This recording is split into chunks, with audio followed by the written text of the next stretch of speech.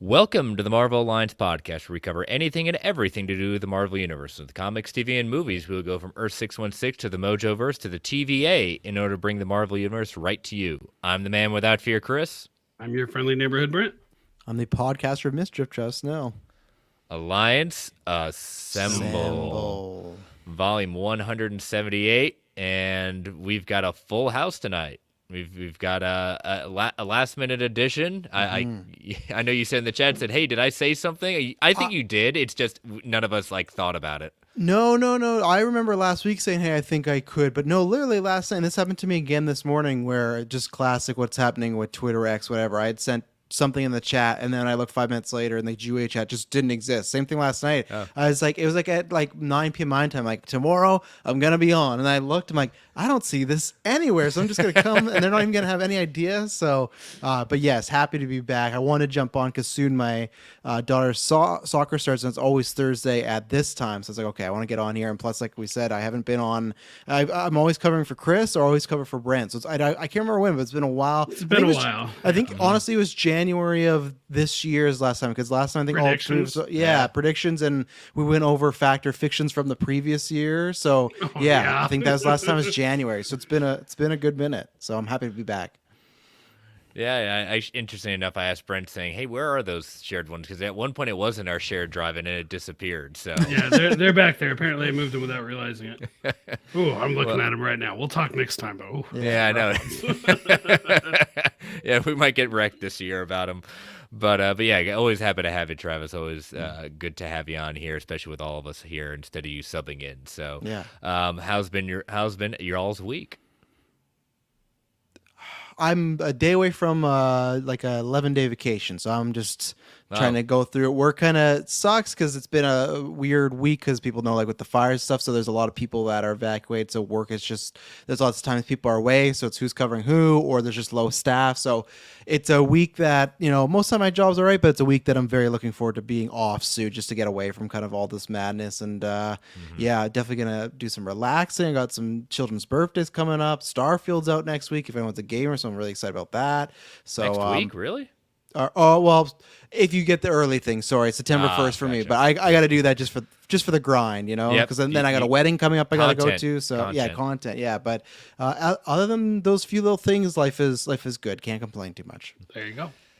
How about you, Brent? You kind of hinted that you needed tonight to It has been a day. It has been a week. It has been a day. I'm ready to talk some Marvel. Yeah, it's been a busy week at work. We've got one more full week, and then we get a 3-day weekend with Labor Day coming up. And since this is our first time starting at the beginning of August for my county, we're all kind of needing, even though it's just 3 days. I'm a firm believer that a Monday off for a 3-day weekend is a lot better than a Friday off for a 3-day weekend. So yes, I agreed. Yep. So, but all right. So we don't have too many topics tonight, but we definitely got some stuff to chew on, and a last-minute edition question. Hour-long question. Basically, it's going to turn into that at that. But we were saying it's going to be a quick one tonight. Well, thank you, DC Outlaw. You have now turned this into the epic-long podcast for this. We'll see. We'll get there. But all right. So let's get into the show notes. So we are part of the Geek Ultimate Alliance Network with 7 shows covering the wide range of geek and nerdom. To check out all the shows and the schedule, check out the show notes below and subscribe to the Geek Ultimate Alliance Network on Twitter at GWAPod Network so you know when all the shows drop. We also have a Patreon, so if you want to throw a couple of shekels our way, we've got 2 tiers. Our $1 tier to say, hey, you think we're doing a good job, and then our $5 tier with ad-free episodes, early access episodes, and Patreon-exclusive shows, including our show, We Can Watch This All Day, the Marvel Alliance MCU Infinity Saga rewatch. We've got 19 episodes up there, and Brent and I just recorded this week our 20th episode, which is Thor Ragnarok. Yes, we had a lot of fun talking about that. A lot of good memories from that movie. And we've got the DC Alliance guys doing their DC through the years. We've got Joe doing his multiverse minutes, and we've got a lot of back content for you, the patrons. So we want to thank you. We can't do this without your support. But if you're not a member of our Patreon, go to www.patreon.com/GUA Network to get all the lovely stuff that we have out there. And last but certainly not least, we want to thank our official sponsor, OrganicPriceBooks.com for your omnibus hardcover collected edition needs. JP and the crew at OPB have got it going on with excellent customer service, immaculate packaging, ships around the world.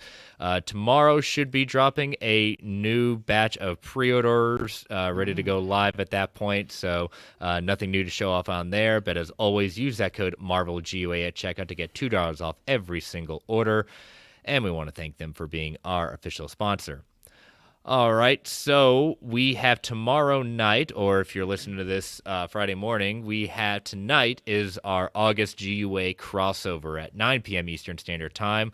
I think we've pretty much almost got a full house. I know, Brent, you're kind of a game time decision for tomorrow night or tonight. Yeah, we'll right? see if I'm awake. We'll see if I'm awake tomorrow night. See if he's not passed out from the long week you've had. That's right. Yeah, that tonight's like second time recording the tomorrow will be 3, and then Saturday night I'll be recording a group of us from a group of Omni collectors is going on a friend of our show, Jake. He's got a YouTube channel called The Brave and the Boys. He's getting married in a couple of weeks, and he wants to have a bachelor party stream with all of us fellow collectors. So I like it. Cool idea. Should be interesting at that point. So Tell them if there's any strippers, the stream is going to get demonetized, taken down, everything. You can't show any male or female nipples on YouTube or Twitch. So just look. It sounds like you have personal experience with that there, Travis. No, I've looked into that. No, I think I just knew. No, there was a streamer I used to. Maybe it's more on Twitch. I think it's more on Twitch. There's a controversy because he took his shirt off, and it's like, well, technically okay. that's not a true thing, but that sounds like a fun time. Yeah, so if you want to check that out, check out the GUA crossover. It'll be on the Geekverse YouTube channel at 9 p.m. Eastern Standard Time. And if you can't get enough of me and want to see me one more time, check out go to The Brave and the Boys on Saturday night, 10 p.m. Eastern Standard Time. We'll be chatting up and celebrating our buddy Jake on his upcoming nuptials. So, all right, I think that's about all we've got for last-minute plugs. And, all right, so big kind of stories. You see the title of the episode and the artwork. With the strike still going on, I think all these scoopers keep on trying to see exactly what's going on, saying, okay, what kind of scoops we've been holding back that we need to kind of get the clicks and everything going on. So this week, it turned out to be it's Midnight Suns week at that point.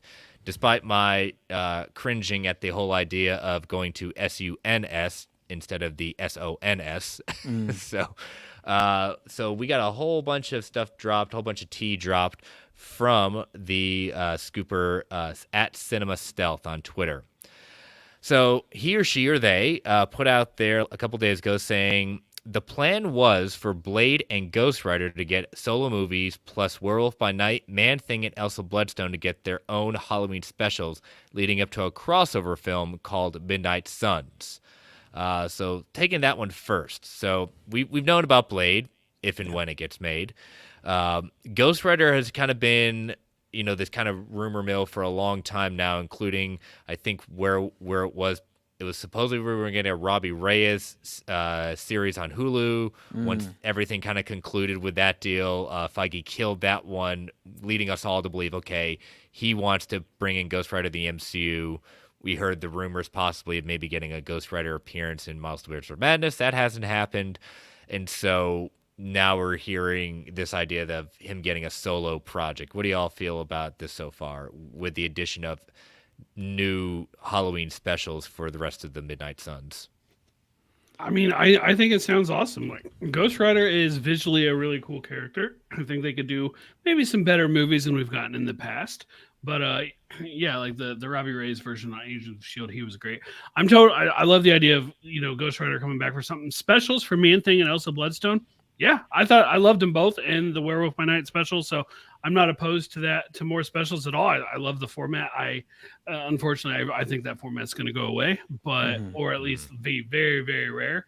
But overall, I love the idea of it. Yeah, I'm the same. Where so far, because we've only got the Guardian special and Werewolf special, right? There's nothing else I'm missing there, right? And yeah those are both home runs for me. I would like more of those. I think some of those, you guys even got a question not too long ago of like a series change them. I don't know if everything could work, but I think there'd be some series or even movies that might work better that way. I think that to me is Ghost Rider, and that's where I don't believe this rumor. I don't believe that they were looking at a Ghost Rider movie. I just feel Maybe they were at some point, but and I guess everyone keeps talking about, right, and we'll talk about a little bit later. It's very dependent to me of how the Marvels does, because obviously Ant-Man happened, and big opening weekend, but there was a drop. To me, the Marvels, if that also has like a not the greatest box office, I think there's some films that maybe if they are thinking about, they go, let's wait. I feel like these could have been plans of MCU old that were like the kings, that anything we put out could be a hit, and I don't know what the mass appeal is for Ghost Rider. I've always said I feel like Ghost Rider, the special could work, or I feel like the best way to propose him in the MCU is like a Hulk-like character, where early on, before we got She-Hulk and these rumors of his movies, it was him in Age of Ultron, and especially 2012. I don't think people are that high on the Hulk after Incredible Hulk. They loved him in 2012. He was like the standout of that movie, and that's what I thought. That's what you do with the Rider. So I just don't see a movie. I don't think that, especially because like it's not like you can make the argument too that even Fantastic Four movies. I was talking about this on Tress. Told you there's a cheap plug. The biggest one of those is only 330 million. So it's not like those were massive films either, success wise. I just don't know what the barometer of success, unless it's a low budget, but the main character is a guy that's fully CGI on a bike, and he's probably going to be fighting demons and in hell. So I don't think it's a cheaper movie. So I think a special that would work a lot better. Even rumors of a series, I'm like, I don't see that. I feel like it's a special, or he's a standalone character, or a side character for now. And then if he catches on and people are like, hey, I really like this iteration, let's see more, then you do it. But to start with the movie, I don't think that I would believe that one, in my opinion. But I'd be down for it. I'm down for pretty much any sort of movie in the MCU because I like the majority of them. So Yeah, I think Taylor and I keep on holding the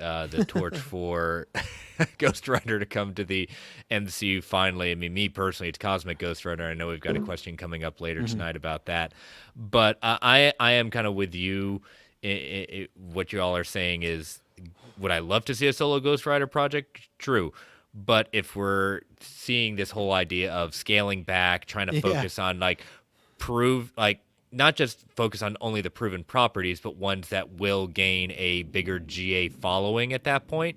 Ghost Rider's right now a cool idea and concept. People will see the artwork and everything. Oh, that's a cool character, and you just kind of move aside the Nick Cage attempt at that point. I applaud Nick Cage for his attempt at it, but it's just like we always say out there, go there in the street and you say Ghost Rider, what do you say? Who? What? It's not one that kind of rings true. I'm not saying like you can only guarantee like a Batman, Superman, Spider-Man, Iron Man these days, like way back when Iron Man was a who, but I kind of agree with you on this. The best way to an entry point for a Ghost Rider is kind of a team up project, or to your point, a supporting character in another project. I feel like, and well, on side note, I listened to that Travis told you, and I'm yelling at you as I'm listening to it because you start talking box office mojo, and then you got there, you remembered about the numbers. I always forget about the numbers. Box the numbers Office is Mojo, the better one. It's awful. They just went pure garbage at some point, and the numbers is much more reliable. The-numbers.com for the record. Yes, it's a good site. I think with Ghost Rider, if it's a solo project, it almost has to be a movie to justify the necessary budget that would take place. Now, I'm sure someone might say, well, look at the She-Hulk character. Yeah, she had a TV show, but I think we would probably hope for a little bit better CGI than what we had there, as far as your main character goes.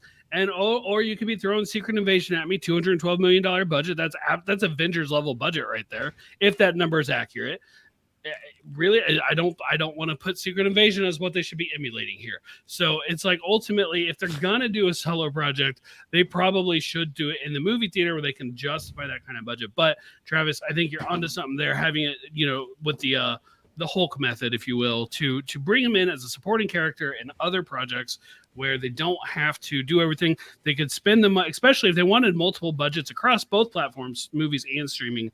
They could also effectively do what they did with the Hulk, do it in the movies first, let those budgets come up with the CGI models and stuff, and reuse some of that models and save some of that time and that R&D, I guess, for lack of a better phrase, and while they put it on Disney Plus. Yeah. Kind of continuing on, they said, as I understand it, the Man-Thing Halloween special would be a prequel to the events of Werewolf by Night. Unsure if it's still happening or when to expect it. I mean, I love Ted. Ted was a nice, but I mean, I think we all kind of said this, like, not only did we get a Werewolf by Night Halloween special, but we got Man-Thing introduced, and not in black and white, it looked outstanding, but when we saw it finally in color, they did a real good job for what ended up being, even in color, just like 10 seconds, 15 seconds of seeing it. Like I wouldn't, I think there's a difference in the sense of, oh, it's Marvel's Swamp Thing. Okay, that's basically, if you really want to want to look at that at that point, but I just don't. I didn't think of Werewolf by Night, so I mean, I'd be there for it. But that is a character even more so than Ghost Rider. That you're gonna have to, if you're gonna do a solo project on that one, that's gonna have to be a special presentation, if at all. Sure. Yeah, Sure. I would agree with that. The Man Thing movie, I don't think is in our horizon. I gotta wonder, like cinema. Obviously, I don't know what the numbers were, the viewers were for Werewolf by Night, but I do feel like, I'm like, is the Man Thing really enough for a full special? But maybe they should look into special presentations that are even shorter, 30, 45 minutes. Like, I'm not opposed to that. I want them playing with the runtimes on these things. I've said it many times. With or without the credits. With or without the credits. And so I don't care about that.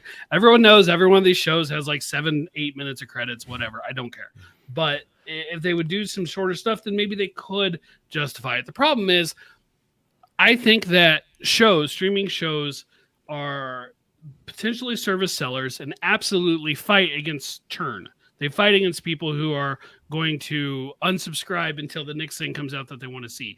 Whereas a one-off special, I just don't think they do, for the most part. No. I don't think anybody signed up just for Werewolf by Night. As much as I enjoyed it, and I enjoyed it way more than I thought I would. But people who already have it, they'll do it. So from that standpoint, I know it's boring, but the value, the business proposition, the ROI, the return on investment, I don't think, as a fan, I love the idea. As looking at the business perspective, I don't know how I greenlight it. And that kind of goes into the idea of like an Elsa Bloodstone, even just a special presentation of Elsa Bloodstone. I think it has the issue of people saying the same thing about Echo. Like, I know Echo was introduced in Hawkeye, but I think it has the same kind of problems. Like, who? Why are we spending money? I mean, that's not me asking. This is what others would be asking, saying like, why are we putting money in a basically what many could equate to a quote unquote D-list, C-list on a good day character, for that we already have better like female based characters out there at that point. That's the question I could already hear being asked when that comes up, if it comes up. I feel like you could answer that question a couple of ways. One, they are actively like working on other female projects. Like they're putting those out there. They've made a few more. Like they've definitely increased the percentage of female-led projects, and that's wonderful. Yes, Two, I agree. The MCU was built on the B and C list characters, and so I'm not really opposed to them still using them. But I do think even still, like I still question the binge model with it. I'm gonna have a lot of fun. David and I took that day off work, and allegedly that date is still holding, and we are watching it all day long once the kids all go to school.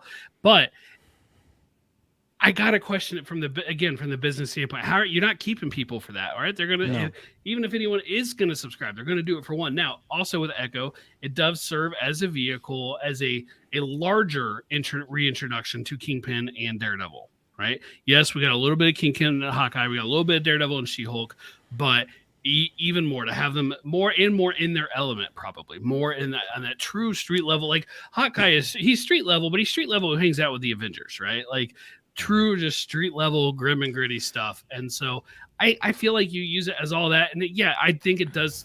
Like I think the Echo show makes sense up until they drop it all in one day. Yeah. But my question is, I don't think the premiere of Daredevil does any better or worse if Echo exists or not.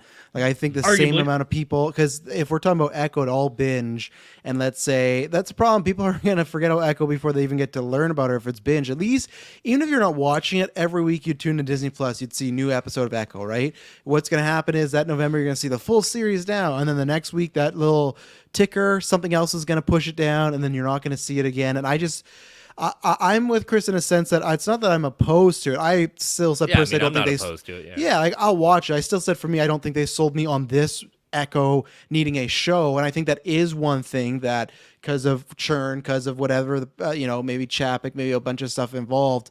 As much as I love Man Thing and Elsa Bloodstone, if now they're especially now with the strike, is going to think very business oriented if they haven't in the past, even more so. Can you justify those specials dollars? Probably not. And I don't even know if I could justify Echo. That's probably my biggest complaint about the Phase 4 and Phase 5 is that they introduced way too much in these scenes. Like, I agree with other people too lately, where it's like every almost end credit has been, here's a new character, here's a new villain, where you look at that Phase 1, lots of it was just, here's the next project. And I always love the teases, but when we have so many of them, of the 10 Rings and Hercules and Echo and Jake Lockley and Miss Marvel and Kate Bishop, there's so much new things when it's not like the MCU of old where we were introducing the Avengers. Okay, we stuck with them for a while and then here we go. Like I've said this before, we still have so many people left from Phase 3 of Sam and Bucky, like people we already love. So I just feel like, not saying Echo should never got her own show, but I just don't. I feel like her getting her own show, all of its content justified, but I think this was specifically like, we need a show. Well, that's a character from Hawkeye. Let's do that. I just don't know if it was really needed. And that's the thing, as much as I want a Man-Thing special, that'd be great because I loved Ted and everything. I loved the werewolf. I think it's in my top 15 for the MCU. And I love the horror stuff. And that's why I love all these Midnight Sun rumors. But it's the same thing as Ghost Rider. It's like maybe in that, what I call the golden era of 2016, 2019, sure, MCU could do a Ghost Rider movie, but now I don't think so. Same thing with Echo. I feel like that came at a different time. So I don't know. It's interesting to see and even like this Ghost Rider thing, right? And I feel like some of these rumors, many scoopers have said this about all their scoops, quotations, however good or bad they are, that this is before the strike. So much is going to change. So like we've talked about, we lost a Justice League movie due to the strikes. We lost lots of things. So it's like lots of these projects that are rumored might be DOA now. They might not even go past whatever point they were. It might be scrap and let's get back to the Ghost Rider movie in a few years, and then he's just a supporting character. I do think there's one thing in there you kind of said, and it went pretty quick when you mentioned it, but I think it's important. A lot of the Phase 4 speed, the absolute massive amount of content, 18 different Marvel Studios projects in 2 years, counting I Am Groot. I don't think Echo gets the green light today the way it got the green light under Bob Chapek when they need so many more. And I think that's a really great point that you make. Like, I think there are advantages to it. Of course, there's some bias there just because of how much I love the characters she's associated with in the comics.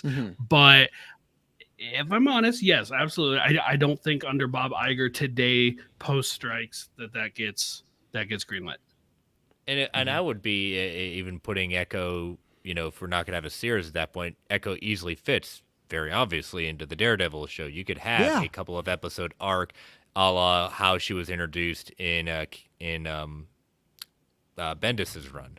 So she could have a season 2 Daredevil Punisher type-esque run in that show if they wanted, right? And then that to me is more the organic route of even after Winter Soldier, if you announce, see, this is completely, I'm playing with a different multiverse, right? But if you announce the Falcon Winter Soldier show, it's not nearly as popular, but after you get Civil War and Endgame and people fall in love with these characters, because I remember when Anthony Mackie was Winter Soldier, I liked him, but I wasn't dying to see him in War. But then after Endgame, I was like, oh, I can't wait to see him as Cap or whatever the show is. That's the same thing with Echo, where I feel just came, even WandaVision, look how long that took for them just to get some sort of project. And I feel like Loki was different, but still I feel like those heroes, they were around for a few phases in a bunch of projects, but then it's like, oh, when people are really wanting something solo, they got them. And I feel like Echo was just, we just need something. And like I said, like even with Echo, who knows, like with She-Hulk, with Moon Knight, I think the only one for sure of the new characters that's safe is Miss Marvel, because I think that design was always to have her in that movie. But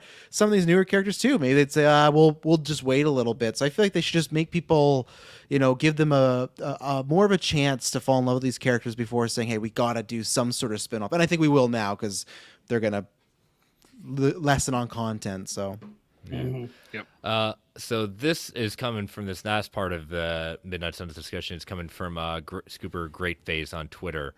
They say that Midnight Suns is on the docket for a Phase 6, but Ghost Rider is slated for a Disney Plus series, which we've already had that debate. But this was interesting in the sense of the potential Midnight Suns lineup.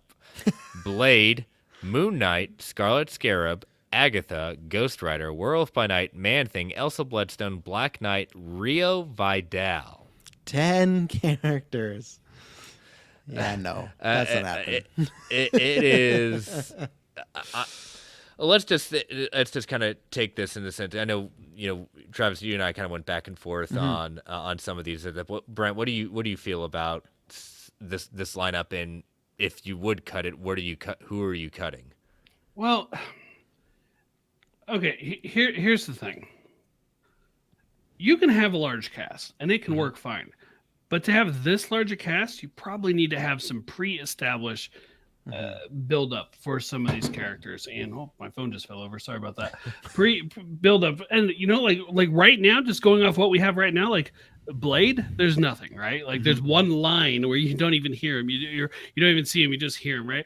Like I don't think all these characters, Rio Vidal or however you say his name, Sorry, I like the lineup. I think it's too many without enough build-up for who these characters are individually. Like, I know everybody keeps comparing to Phase 1, and maybe we shouldn't be, but I feel like we need a little more time with a couple more of these characters first before we throw them all together. That's kind of where I'm at right now. But that said, on the whole, provided I had seen most of these characters once and a couple of them twice, I like the lineup. I think it would be fun. I just found it interesting, throwing Rio Vidal in there. I mean, the rumor is that's supposed to be who Aubrey Plaza is playing in the Agatha show, and so you've already got that. Okay, yeah. So Agatha's on this lineup. I mean, Scarlet Scarab, we just got introduced at the end of Moon Knight at that, and so we've got Elsa, Man-Thing, Werewolf by Night from the Werewolf by Night special. I agree. You can have a big cast along this nature, but the problem is if you're going to take these, and if we're not going the route of cutting back on specials, they're all going to be introduced in this one movie and expect it to happen organically. That's a big tall order, in my opinion. Well, at least though with this, what I would take it though is the rumor saying Phase 6. You would assume that would mean at least Blade would be out before then, right? That would be the hope. I would think for a show like for if we're gonna do a Midnight Suns, I would think Blade would have to come out before that. Yeah, I feel like it's either him and I feel like they would position him and Oscar Isaac to be the Tony and Steve of this. Just with most popular actors, most popular characters, just you're the two leaders, you kind of have some factions. I feel like this roster is good for me if this was like Midnight Suns 2, the same way in Age of Ultron, you got Vision and you got Quicksilver and you got Scarlet Witch. That's when it's like, okay, the core 6 are established, then let's add some other ones, and obviously Quicksilver didn't make it. Some of these characters could die. I just think there's too much here, and that's why another reason I just feel like this could easily, a scooper throwing stuff at the wall of just like, hey, it's almost 2 from every project, right, for the most part. Or it's just early rumors of there is a chalkboard with names, and then they're going to decide later on, right? It could be like, hey, here's the 10. We're going to whittle this down to a potential few where, like I think the WandaVision characters, you can say for whatever project we happen with Wanda or Vision down the line. Like, I don't think they need to be in this. Ryder, I think, makes sense from a popularity standpoint. I was just going with that. If you have Man-Thing, I feel like they kind of serve the same purpose of like one character. I feel like you always got to have one CGI character that's going to do the cool stuff. And I feel like if they're both on the team, they kind of, what are the term? Overlap. What is it when 2 magnets go together? Clash. Kind of clash. Yeah, something like that. Not magnets then, but okay. No, but either way, that's why for me, welcome to Marvel Alliance does science badly. Exactly. Yeah, no joke. To me, Ghost Rider is a great end credit scene. I think to me, and Black Knight, you don't need. There's Eternals over there. I just think that team. I think that the Moon Knight people, Blade, and then the Werewolf by Night people. That's the route to go. The 6 to 7, because like Man-Thing is kind of a like half character. I'm sure he could be disappeared sometime or sleeping. So. I mean, what I will say about this, I mean, I'm with you. Eliminate Black Knight. I get why, but that's one as a quick exit for me. Even with or without it, this is probably the most representation in the sense of just on a straight gender, You've got 4 strong female characters, and I sense I'm more referring to knowing them from the comics, that is, versus what they've done in the MCU. This is way more balanced than the Avengers have ever been. Mm-hmm. And I think that's smart. They got to do that going forward, right? They got to know, okay. So, and they're characters I want to see more of. The Scarlet, what was her name again? Scarlet Scarab. Like, I liked her character in there. I really, really liked Elsa Bloodstone. So these are ones that I'm very interested in. So Midnight Suns, I hope it's all happening. I hope, even though because some budget cuts, we might not see some of these characters as fleshed out as possible. This is definitely, if it's happening, one of my higher anticipated projects. So Yeah. But all right, we will take our first ad break for the evening before we get into our next story of next story. So, as you know, listeners, these ads keep the lights on at the Geek Ultimate Alliance Network. We don't get to choose what ads come on, and they can be a bit loud. Give it a 3 count before they come on. 3, 2, 1. We'll be right back. And we are back. All right, so it's been something that this next one was surprising to say the least, and a little bit of I don't believe it at that point. In fact, in the chat, I was like, I need to see sources. I need to see who's actually putting this out there, because a couple of weeks ago, we got a whole thing. A third party is releasing just a empty steelbook of WandaVision. And I was like, I know there's collectors like that out there, but what's the point? Why do I want an empty steelbook that doesn't have the films in it? Well, now it's official. I mean, one could say hell has frozen over, but Marvel Studios has announced that they will be releasing a number of their projects from the Disney Plus shows in physical format, in 4K format.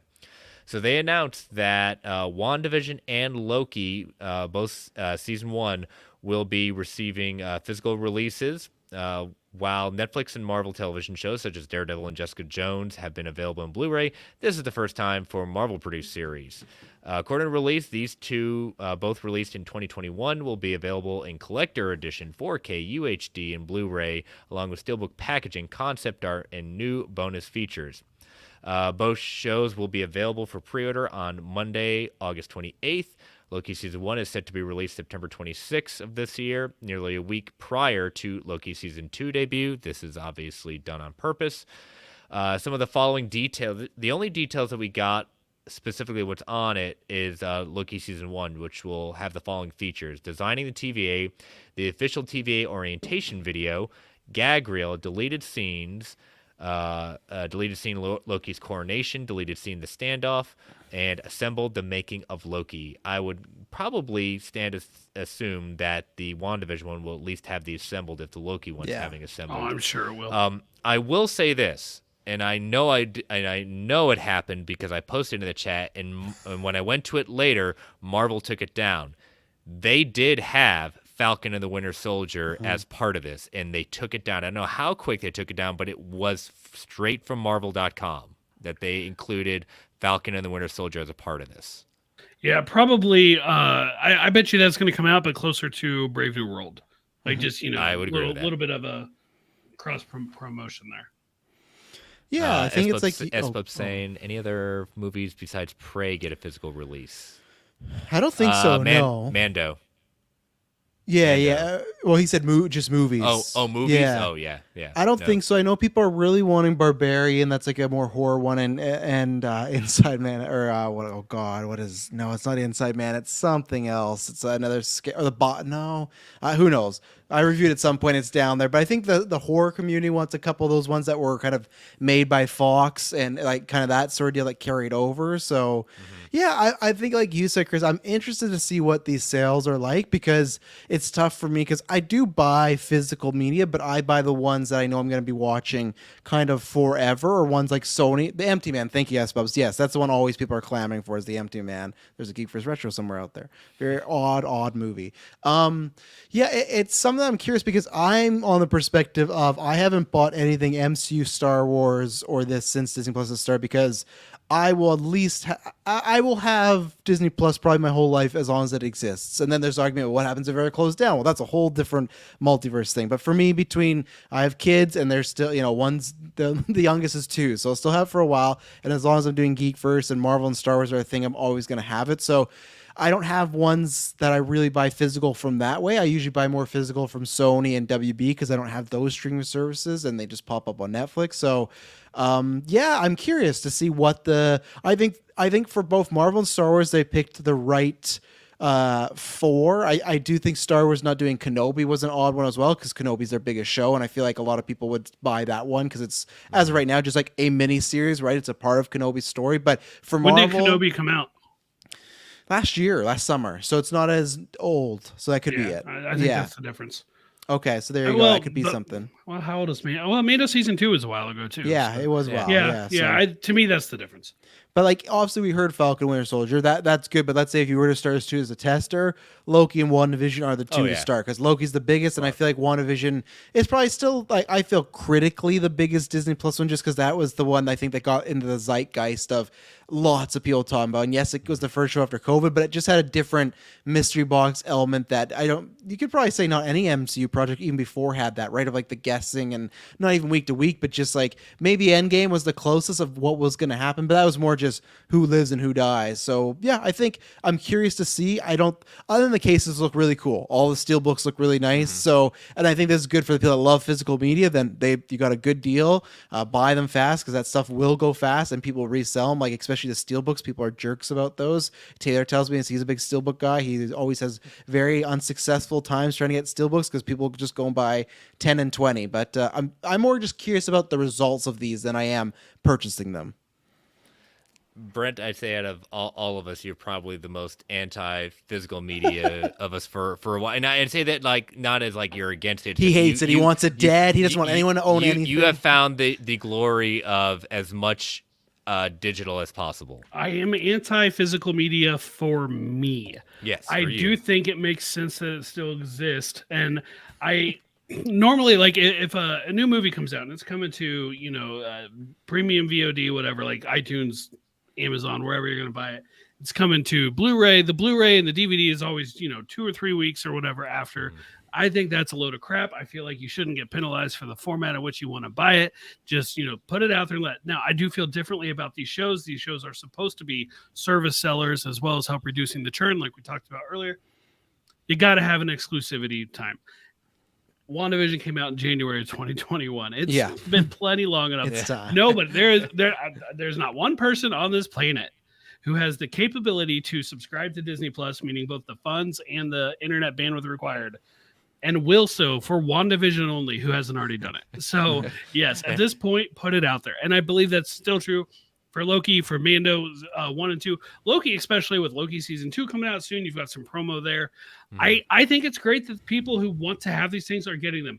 Does it mess with my OCD a little bit that they're not going in release order? Sure, but it makes sense. And people are going to put them in release order on their shelves anyway when they come out.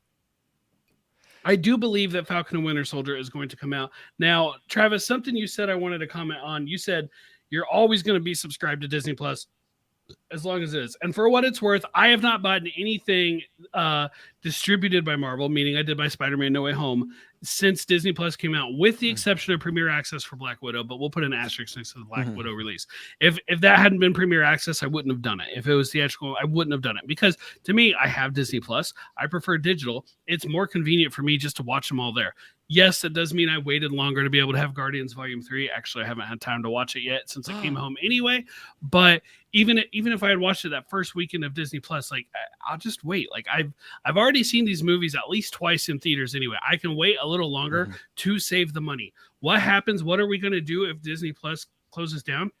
Well, I'm just going to go buy them. I'm just going to go buy all those movies, and I'm probably going to save a lot of money buying them at that time, or at least potentially I will save money. Maybe not probably, but potentially I'll save money buying them at the time.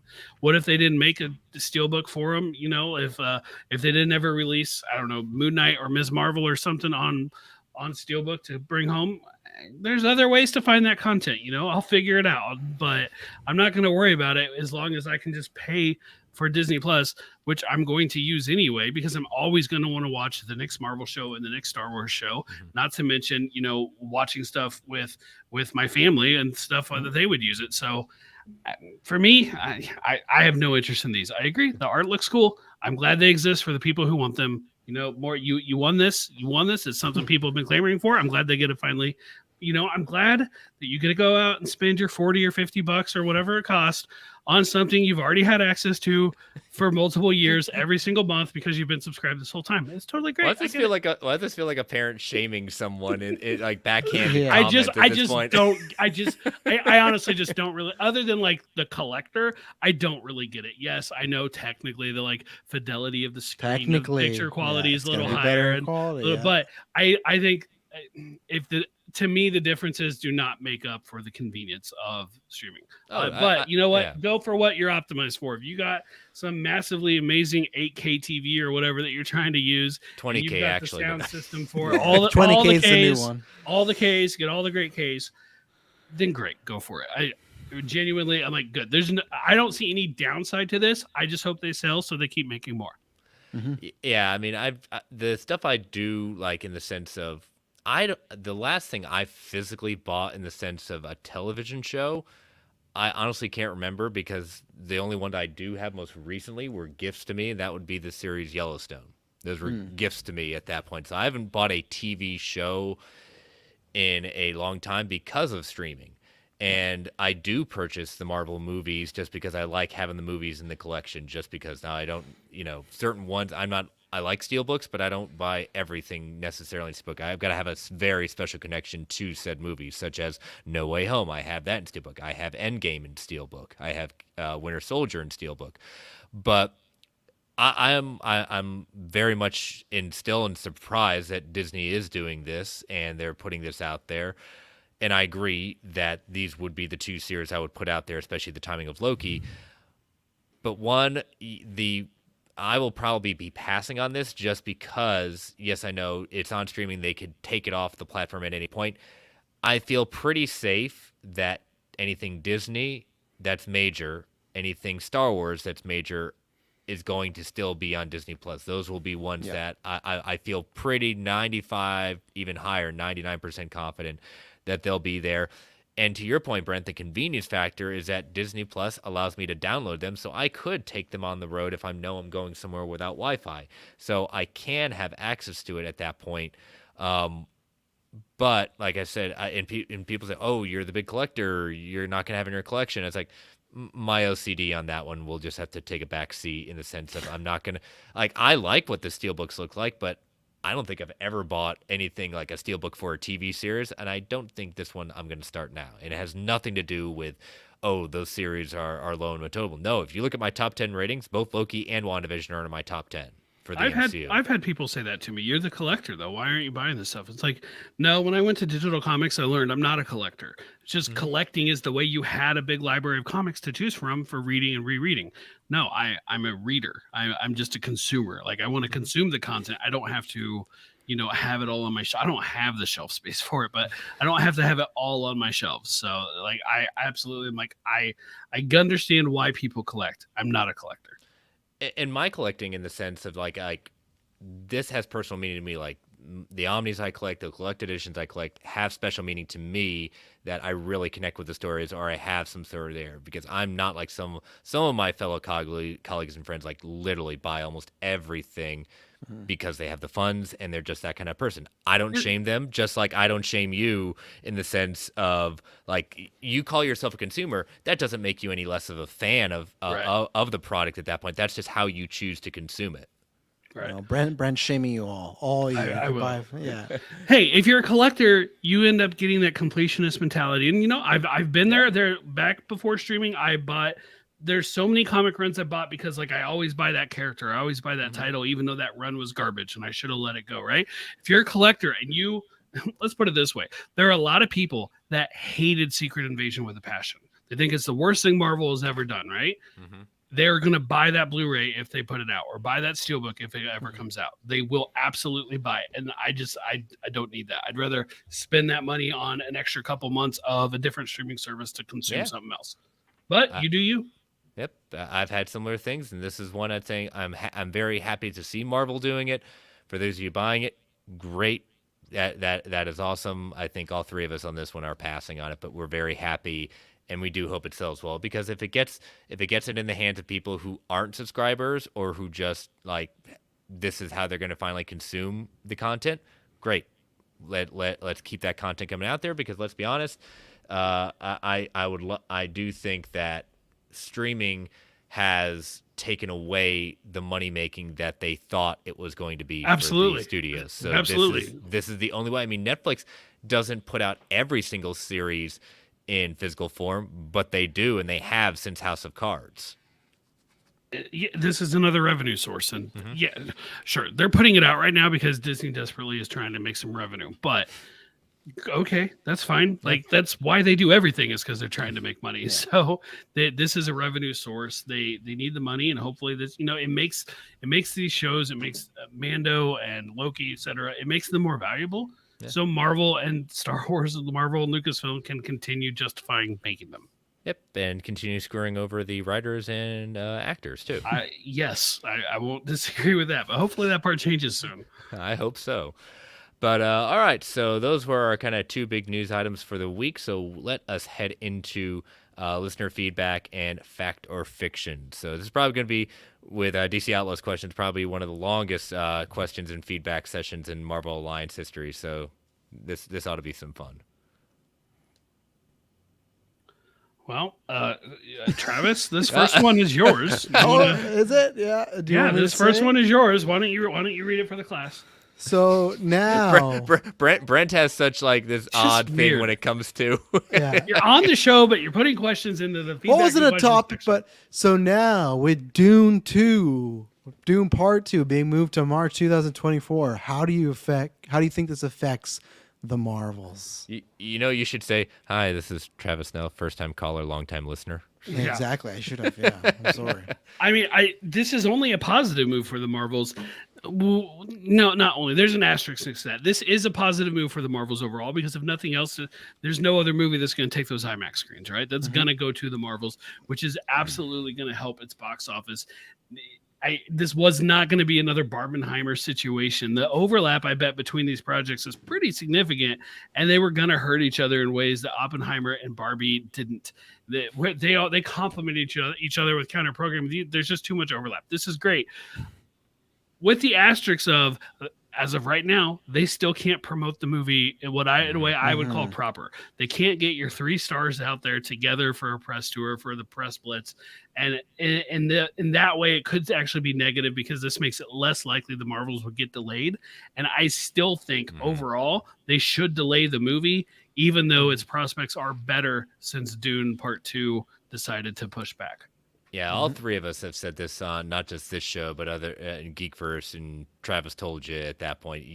We said like having these 3 stars together. Like I want that Vanity Fair interview that we got. Like they always got like most recently like Robert Downey Jr., Christopher Nolan. Yeah.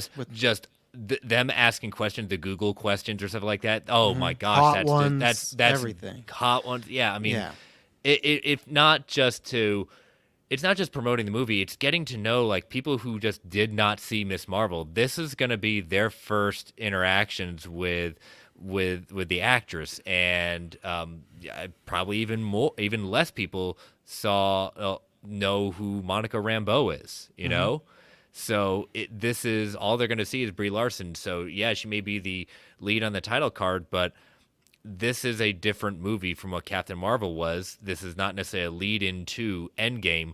So, yeah, I think we've all said, like, the big mistake on this one, and it's probably one of the biggest reasons Dune pushed back, is that not having Zendaya out there to promote the movie, Biggest actress in the that's world. just, that they made the smartest decision. But, yeah, I will be very surprised if the Marvels moves at this point, having basically the entire month to themselves. Now, and I've heard nothing about this, unless there's some reason these 3 actresses don't like each other and don't get along, then that'd be the only reason I'd say, okay, you can release without it. But if not, they should be doing the press tour. We've said this many times too, that if this strike keeps going on, Marvel only has 1 movie next year. They only got Captain America. Deadpool's not ready to go, and I think you should just all prepare yourself for Deadpool's not likely going to happen next year. So I feel like you guys were talking about Brave New World in the chat today. Yeah. I caught up on it after I got home from work. Are we sure that actually finished? I don't remember hearing that. I thought it was done. Yeah, did they wrap Principal on it? Principal, so no Principal. reshoots. No Right, reshoots. and but I'd be shocked if they put it out without reshoots. That have been a staple since Iron Man 1. Depends how hurt. I agree with you, but also just depends how bad they're hurting, right? If they just need to get something out there to get some money, it might just be like, this is the movie, you're gonna put it out. I will go back to, despite it was an awful interview and ruined our opinion of him, Iger said it best at this point. The pumping out of the content has hurt the brand. I know I feel like I take that as more just like multiple projects. This would just be the one movie next year, right? But again, if we keep on always talking about, especially like quality, yes, yeah. They are not. I would be very hard pressed that Feige would allow it and Iger would allow basically an 80% finished product to be put out there. That would really. I mean, we comment and joke about the CGI problems with it. That's not happening. And it's They're not putting out a partial. We're actually using the wrong term. It's not reshoots. Some of it is technically reshoots, but it's always every single project built in additional photography for things that they can work around people's schedules that they couldn't do during the principal. So while they may be done with principal photography, there is probably stuff that they have every intention of shooting for the movie that if they don't do additional photography and reshoots for, there will be no version of those scenes in the movie at all. So they may be done with principal, but I do not think it's obviously not picture locked at this point, but I do not think they're done rolling cameras.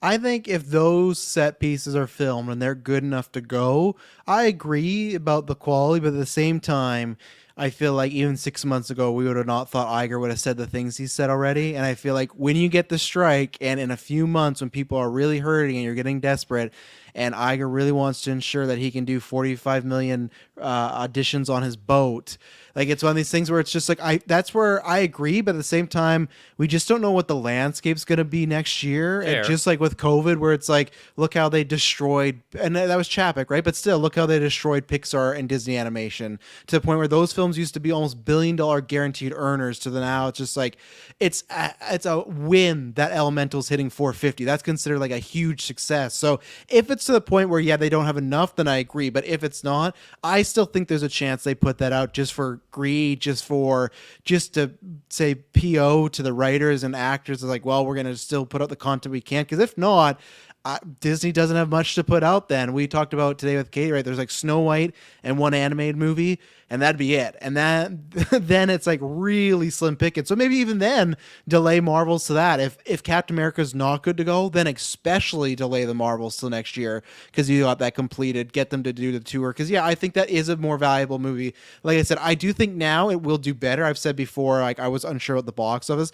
I think this helps a lot, and I think them moving to the third, like rumored, would help even more. Mm-hmm. But at the same time, I think in this situation, press would help more because they could be a trio that you could see and really want to fall in love with and go see the movie. Some movies I could agree that press probably won't make much of a difference, really. This is one I think you could. So I think they should still delay it, but I'm with you, Chris, that I think they won't. And I think they're going to try and go, well, Oppenheimer and Barbie were just super successful, but they even still have press. But still, like, movies could be big hits. Put it out there. And then I guarantee you, if it doesn't do well, they're going to use that as the reason. They're going to like, well, the strikes, they couldn't promote it, so that's why it didn't do the greatest. It's like, yeah, but that's on you. That's for you. It's an unfair comparison. I'm not saying you are, but those that say, oh, Barbenheimer was able to do it. People seem to forget that a lot of the press happened before the strike, and so they had all that already out there, pre-reel, ready to go. Okay, they didn't make the late night shows, which is usually what's happened the week before, week of, and during, but they still had press out there. Yeah. So, and as Bubs, blame the hurricane, yeah, some storm, It'll be interesting. We'll see what happens. Yeah, like I said, I'd be with Dune leaving, I'd be very surprised if they move, even though they should. So, what do we got next, Brent? All right, from Rich, where do you think we will see the first appearance of Cosmic Ghost Rider? And also, where would you like it to be? Guardians of the Galaxy, Volume 4. Is where you think it will be, or where you'd like it to be, or both? Both. Okay. Both. Where I think it could be, I think this, I'm defeating the question, but it really depends on, do they plan on him being a character full term, or do they just plan on it just being a fun thing? Because in that case, I could see it being What If or Secret Wars, where, hey, we're not going to do Cosmic Ghost Rider for a while. Let's just throw that character in Secret Wars and have some fun with it. But I think Chris, if he's going to be an actual character, I'm with Chris on the think and want. I think Guardians 4 would be a perfect thing to introduce him. You could even introduce the origin later on. I don't know if they still get Bernthal to play him. I just don't know. I just don't know. I just don't know if Burfnell's going to go for the pitch of doing the CGI stuff. So, like, that's where I still think we could be off. Or I don't really care. They could change the origins and make it a different character, right? They could really, if they wanted to. I just don't know if he's going to be on board to do the suit. And you'll have Frank sometimes, but it's tough when you got such a good actor as like Frank Castle. Of like, okay, now we're gonna do this with you. So I don't think he's going to be a full character. If it is, I think it's down the line. So that's why I'm more in line thinking if it's a Secret Wars. It's like you go to a different universe and John Bernthal's Cosmic Ghost Rider, like that sort of deal. So it's like, oh, it's just a fun segment. Your Earth, 68, blah, blah, blah. And then you're back to Frank. Like that's what I'm seeing. Or what if? I don't think he's going to be a full-time player unless they change the character.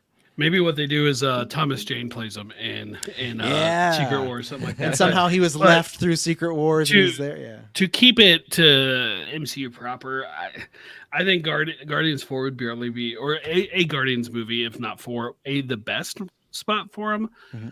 That said, it feels like the kind of thing that, there's been like talk because of some line that was sort of misinterpreted or something. I didn't read it for myself about Taika Waititi doing a Thor 5.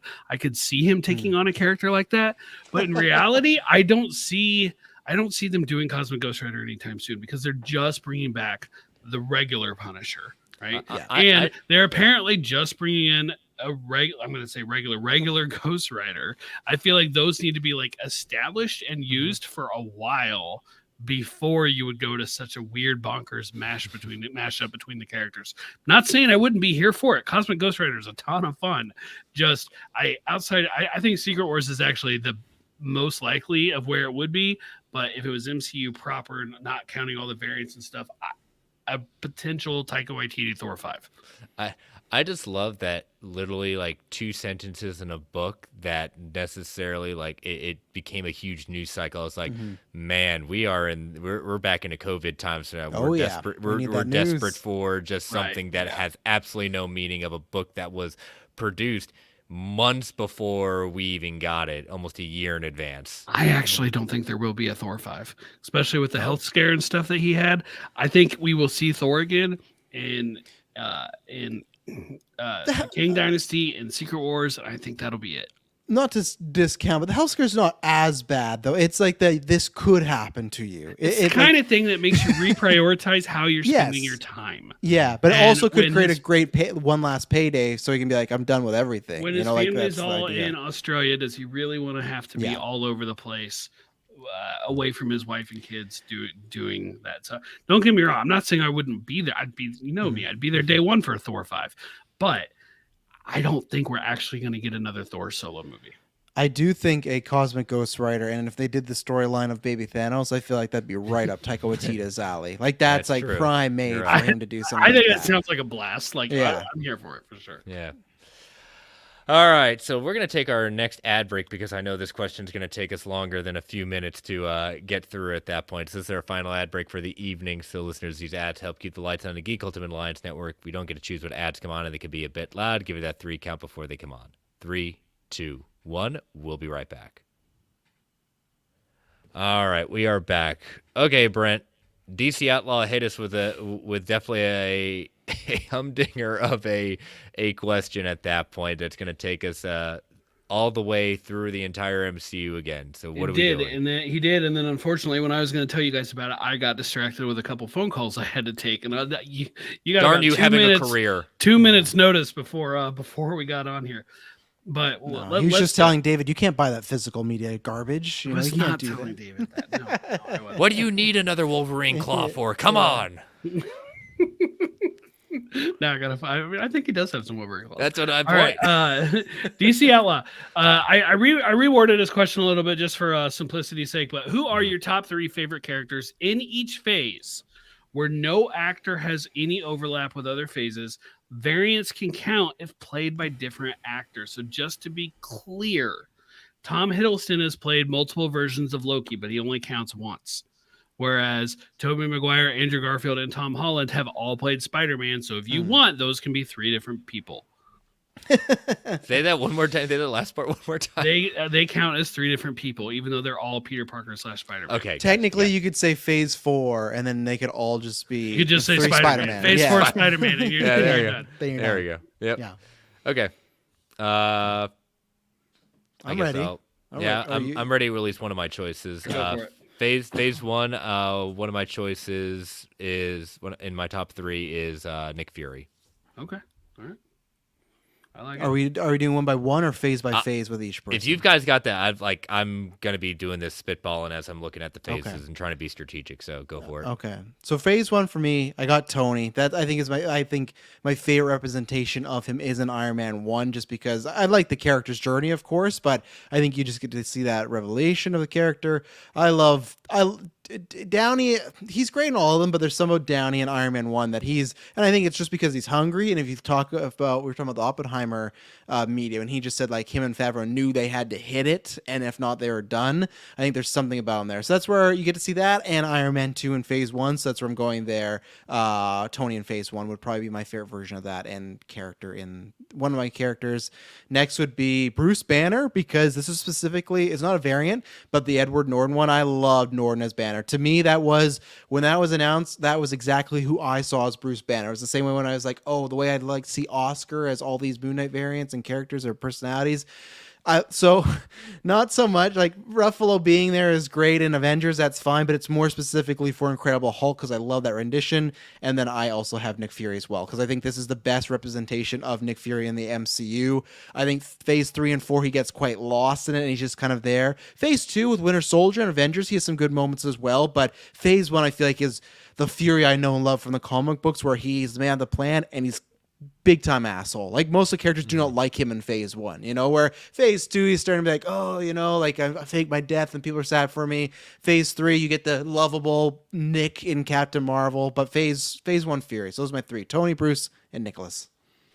I'm going to give just a caveat now of some of this was strategic in the way of like, I have 4 people I want to do in this particular phase. So I moved one of them to another phase that they were Yes. also a part of, just to be Yeah. clear. So, I don't necessarily think his best performance was in phase 1, but I'm also going to go with Tony Stark as my first person. I actually like him the best overall in Civil War, but who's going to complain with Iron Man You 1, like 2, him? and the Avengers? Like the Yeah. performance, or you like Tony, the man who had the terrible plan to lock up his friends? Oh, the whole thing. The whole Oh! thing. The whole thing. Hey, I'm Team Cap all the way, but the whole thing. I love the movie. The whole thing.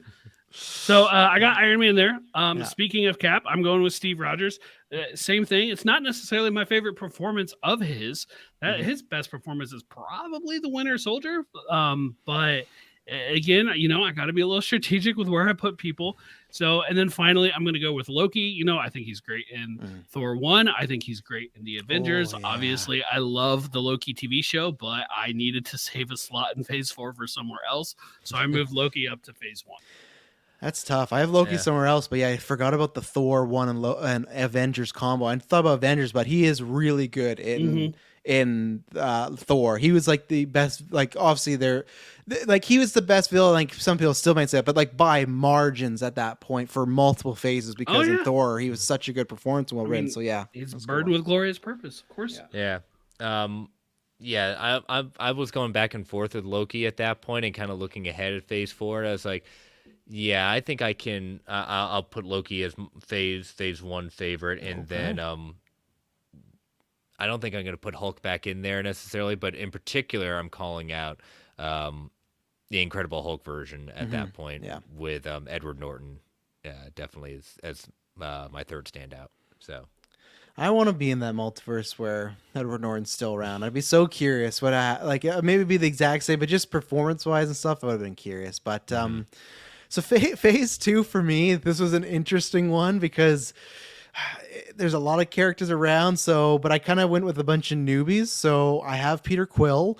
The only reason I have him here because he's great in a lot of other ones, but I feel like that is, if you're looking for the most Quill centric movie, that's Guardians 1. That's really Peter's story. You can argue 2 is a big kind of like a very ensemble piece. 3 is, he has a story, but for me that is like Rocket's movie. I feel like 3, and then like he's in Infinity War Endgame, but I feel like this is Yeah, there's other scenes, but you could still probably argue this could be Chris Pratt's best performance because again, he's like really the lead here. So I love Peter Quill. You know, I always say like, that's the character I identify the most with the MCU. Number 2 is Drax. Batista blew me away when I saw Guardians, and I did fall in love with that character. And again, I feel like he didn't get as much as a showcase other places. And what I loved about this phase of Drax is the problem, and it's a good problem to have, but I think the MCU, James Gunn, Kevin Feige, the writers, whatever, Batista showed how funny he could be, and I think the versions after this was Drax a lot more comedic. I think this was the perfect line of balance of comedy, but being like the dark badass burden with some like some very humility of losing his family, where I feel like there's stuff like Guardians 2. I love Drax, but he's all like, I take glorious dumps. Like he has a lot of just like, he's just spouting stuff out, where in Guardians 1, he had this perfect, like very innocent type of humor. So that's why I got this version of Drax in phase 2. And then I got, just because I couldn't really put him anywhere else, and there was characters I was saying for other phases I liked better, I'm going to put Scott here, Ant-Man 1. Same thing. You know, I love Wasp, so it's not a bad thing, but the other films get more centered around other characters. Quantumania, you got Kang in there. So with this, I like Paul Rudd. I like the character. I love kind of the criminal, of, you know, with a badge of heart. I don't like love the movie, but I do. And this is one I think phase 2 I had the hardest with. So honestly, DC Outlaw, I could probably in a couple days wake up in the cold sweat and I'd be like, oh, I should have used this character here. But this was the hardest phase for me because there's other characters that I wanted to put here, but were better elsewhere. So this is Quill and Drax. I'm pretty strong on. Scott, I'm iffy, but I'll put him there for now. There was a lot of overlap in our thought processes there, especially with phase 2 being like, I'm surprised. Like that was really the hardest of the phases for me. Other characters, I'm like, they were great in other phases or whatever, but it's like they were a part of phase 2, but they weren't necessarily, in my opinion, at their best in phase 2 versus where they were in phase 3 or something like that. Mm-hmm. I'm with you on Peter Quill for sure, because I thought, you know, yes, that is his movie, even more than Guardians 2. I completely agree with that. The Guardians 1, such a great movie, and he is the lead of that cast. The next two are absolutely showing my love for this particular sub-franchise, as well as just keeping in mind like some of the joy that I got from these characters in phases 3 and 4, and that is basically the combo of Sam Wilson and Bucky Barnes. Nice. So rounding out my phase 2 is my Captain America love. Yeah, I'm gonna go with this is where I'm gonna put Steve Rogers, because it's been no secret Winter Soldier is my favorite movie of the MCU of all time, and I think even though I do like what he brings to his origin movie at that point, I think Captain America, Winter Soldier, taking one of the most storied and to some people the best arc of Captain America, and they were able to bring in some like a true spy thriller into the MCU. But what Steve Rogers does and like elevates him beyond the poster boy of American Ideals, like what he says, the speeches he gives in there, that fact that he stands up and says like, no, SHIELD has to come down. It can't be repieced together. Like that by far and away my number one for phase 2. My other one would be Rocket. It may be Bradley Cooper's voice, but I think even though, yes, Guardians of the Galaxy Volume 3 is Rocket's story, but Rocket's not, it's more of the backstory of Rocket until the very end of the movie. But I think like Rocket really steals the show in Guardians of the Galaxy. I'll say this, and it may be kind of controversial, but again, I'm being strategic about it. Even though the movie itself is lower on people's list, I really do like Ultron, namely because of how James Spader portrays it with his voice. I think he brings, that movie got a lot of problems at that point, but I think James Spader really shines as the character. And if rumors are true and we're getting another another crack at Ultron coming back and possibly Armor Wars, I think James Spader did a really great job for a movie that was riddled with a lot of problems. I think he is one of the few standout villains of the MCU because of what he does to that team and making him question a lot of things very early on in the formation of the Avengers. Nice. Ultron crossed my mind. Yeah. Well, I guess keeping up with a little tradition here, we all have Cap in a different phase. So I got Cap here. My two reasons are I love the rendition of him in Civil War because I've always loved this idea of you got Captain America, and this is what I loved in the comics too, why it sold me. It's just like you got this guy who's been, he's literally a product of the government, and he's going to be the guy to stand down and go, no, we have to do this a different way. He's the guy for a second that quits the Avengers until Bucky comes in the public eye. Like there's a lot of changes. So Civil War, and honestly, I love the ending too when. Like it's such a great choice that I love that at the first bit of the fight they position that they look like Steve didn't know that Bucky killed Tony's parents, but then he actually did know, and then you say, man, that's cold. And then the ending, and then you got Endgame, where that to me is like prime Captain America comic books as far as like the hero, like that. There's nothing more Captain America to me than that shot of Thanos with his army, and it's just Cap alone with the shield, and it's like, man, he's gonna go down. Even if he can take out a few of them, he's gonna take out as many as possible.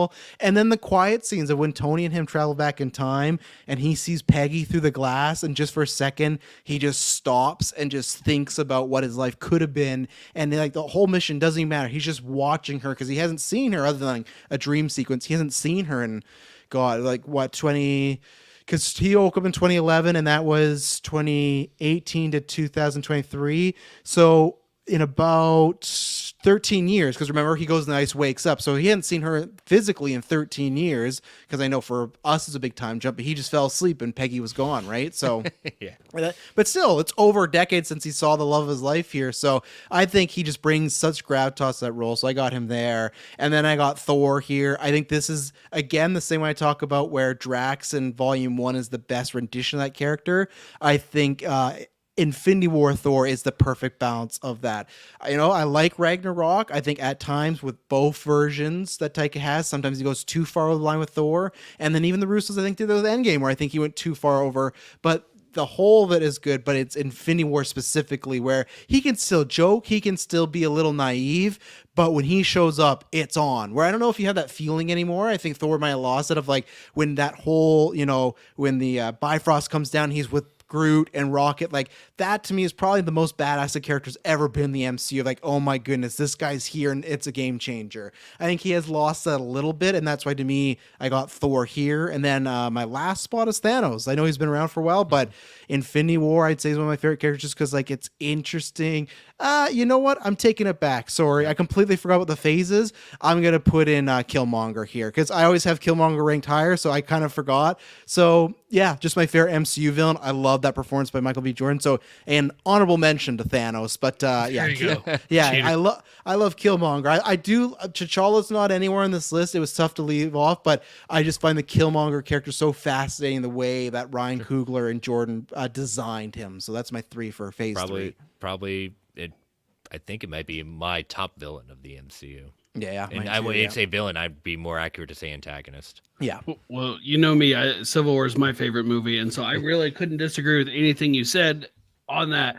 This absolutely probably is where Steve should have gone, but there's other people.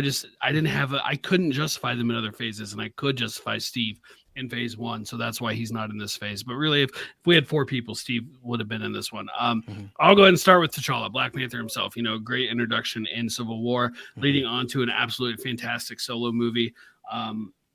Next up is Thor. If you're on Patreon, spoiler, you're going to hear it. Ragnarok is my favorite of the Thor movies. And I absolutely love it. But you're right. Infinity War is like the peak overall version of Thor. I also really do appreciate what they did with him in Endgame.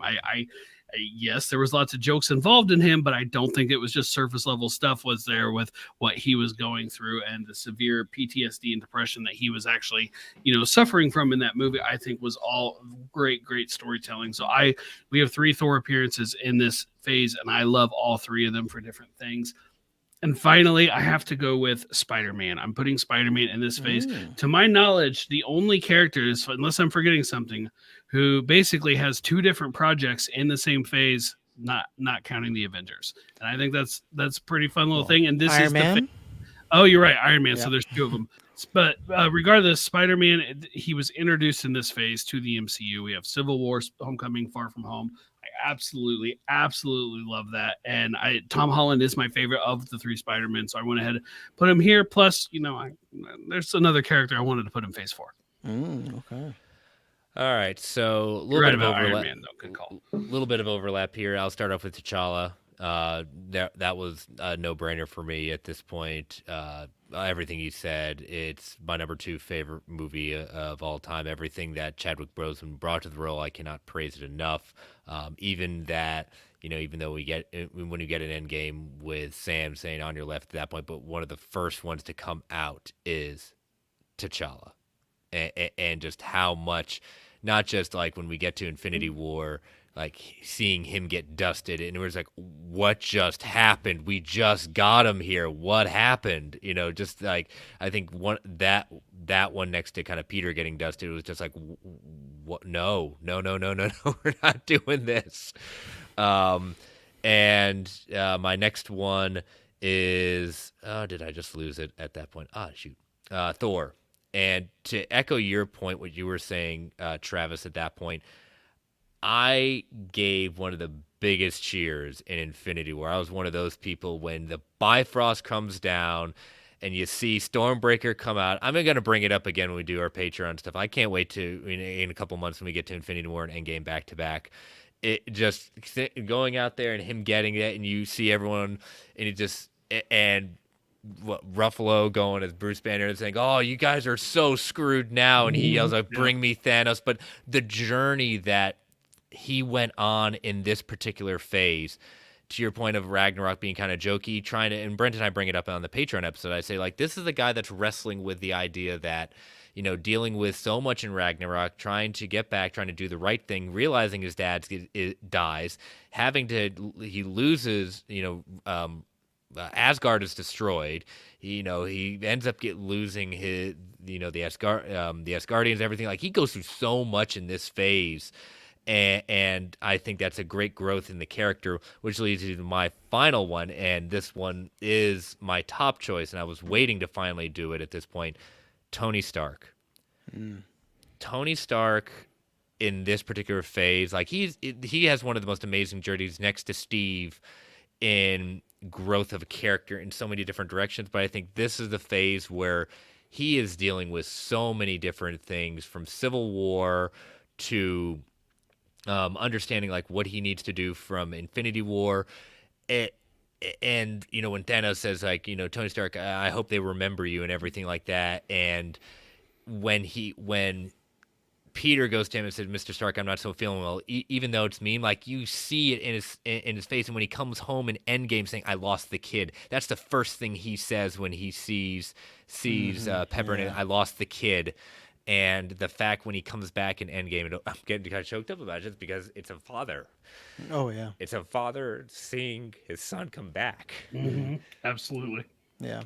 Absolutely. And the thing, and that's what I love too, because Cap's in there, that scene too, and I love that later on, once Tony gets like a little sober, it kicks in of like, oh yeah, I'm really mad at Captain America. But in that moment, I've always, it's good when you shout that's the first lines that he has to Cap, is just that, "I lost the kid." And it's great that for a moment, none of that Civil War, the breaking thing, that's all gone, because they did all lose. They all lost. Yeah. And then once Tony realizes why they lost, going, right, I hate it. Yeah, exactly. Yeah, you broke us apart. Yeah. But and the way he kind of ends it, we end Tony's journey. Like, we began it with Tony's journey, and he is the only one that can end Thanos and saying, "I am Iron Man." That is the perfect way to kind of bring his journey to a conclusion at that point. He has done everything he's needed to do. And they're going to remember him because he was the one that took out Thanos, right? Yep, exactly. And he's the only one in Far From Home they really remember. No one else is getting murals, no Vision murals, no Black Widow murals, because Iron Man, he saved the day, right? So, That's right. That's right. Even in death, I'm still the hero. Exactly. So. All right, Phase 4. This is funny. This is one that just has like a lot of the, like, there's a lot of good newcomers here. She-Hulk, Moon Knight, they didn't just quite get the list. I'll just say a quick shout out, because I know it was at one point originally 5, but I thought 3 was much better. Hawkeye almost made the list. I really wanted to put him here because I love the journey he has in Hawkeye, but it just didn't quite go. But I got Wanda just because she has some, I think what I say in before this in the MCU, she just has a lot of great moments. She has great moments in Endgame, Infinity War, Civil War, but she doesn't become a full character till WandaVision. And that, like, you could argue that phase 4 was Wanda's phase. You know, WandaVision, we talked about earlier, that was all the hoopla. That brought in people that were done with MCU, that brought in people that maybe were just like, I'm kind of done with superheroes in general, just because it was something special. And again, post-COVID, but they delivered because there was that mystery box element. And I think everyone also just got to see the range. Olsen's always been a great actress, but this showed the range of what she could do. And I feel like this made everyone from, I like Wanda, to many top 5, top 3 favorite character lists you would see all the time of Wanda. You know, I feel like it's the WandaVision or phase 4 built the house that is Wanda. So, and I love the character a lot from the comic books, but this, I always liked her in other stuff, but this was such a cementing of that. Phase 4, I went with Loki. So technically this is the Loki from Thor 1, Avengers. And then after that, obviously he gets to see his death, but I love the journey he goes on even in Loki, where the first few episodes, he is still the trickster. He is still working for himself. But I really love the relationship he has with Sylvie. And I love seeing this redemption where he is, I know we joke about it, and I always want people bring it up, and your chat GPT almost brought it last week. Like, you could see... Yeah. We're not going to get it because Secret Wars and King Dynasty, it's going to be bigger teams. But if they just did a regular Avengers movie and Loki was on the roster, you could see it now. You know, he become that much of a hero and a character change. You could see him with everybody else, you know? I will give a plug, and that's all I'll say. That was recently done in the comics. He's on the Avengers? The conclusion of Jason Aaron's run, that is brought up. And it was very well done, in my opinion. Okay. Of how it is, like his final conclusion, his Avengers Forever final arc brought that up. You're bumping that on my reading list. I haven't read that run, and I've wondered more than once if I should. I've read like 2 issues of it. I really don't think you have to read the entirety of Jason Aaron's, but the Avengers Forever, including like the back and forth between Avengers Forever and his proper Avengers time. It's a really cool multiversal story. So nice. Well, that puts it up for me. Yeah. All right. Send me a link to it. All right. I will. I'll put it on my I'll find it. Yeah.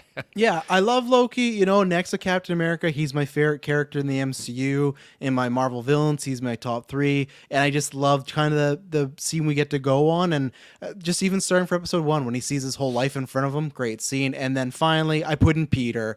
You could put in Tom Holland's Peter Parker specifically. I was going to ask which one. Yeah. Just because I love I'm with many people now. I think some people, especially that make bad fan films, go too far with it. But my thing is where I do like seeing Peter Parker really struggle. I love seeing Peter Parker in the shit, and No Way Home puts him in the shit. Like, that's the worst point of his life, where he loses Aunt May. Lots of the public may or may not hate or think he's a murderer. He's losing his school, and then none of the people he loves remembers him at the end of that movie. But still, best. Yeah, but still at the end of it, he finds a way to be heroic. He gets on that new suit, he puts on police scanner, and he's going to go out there and be Spider-Man. And then just aside, like, I think it's some of Tom Holland's best scenes.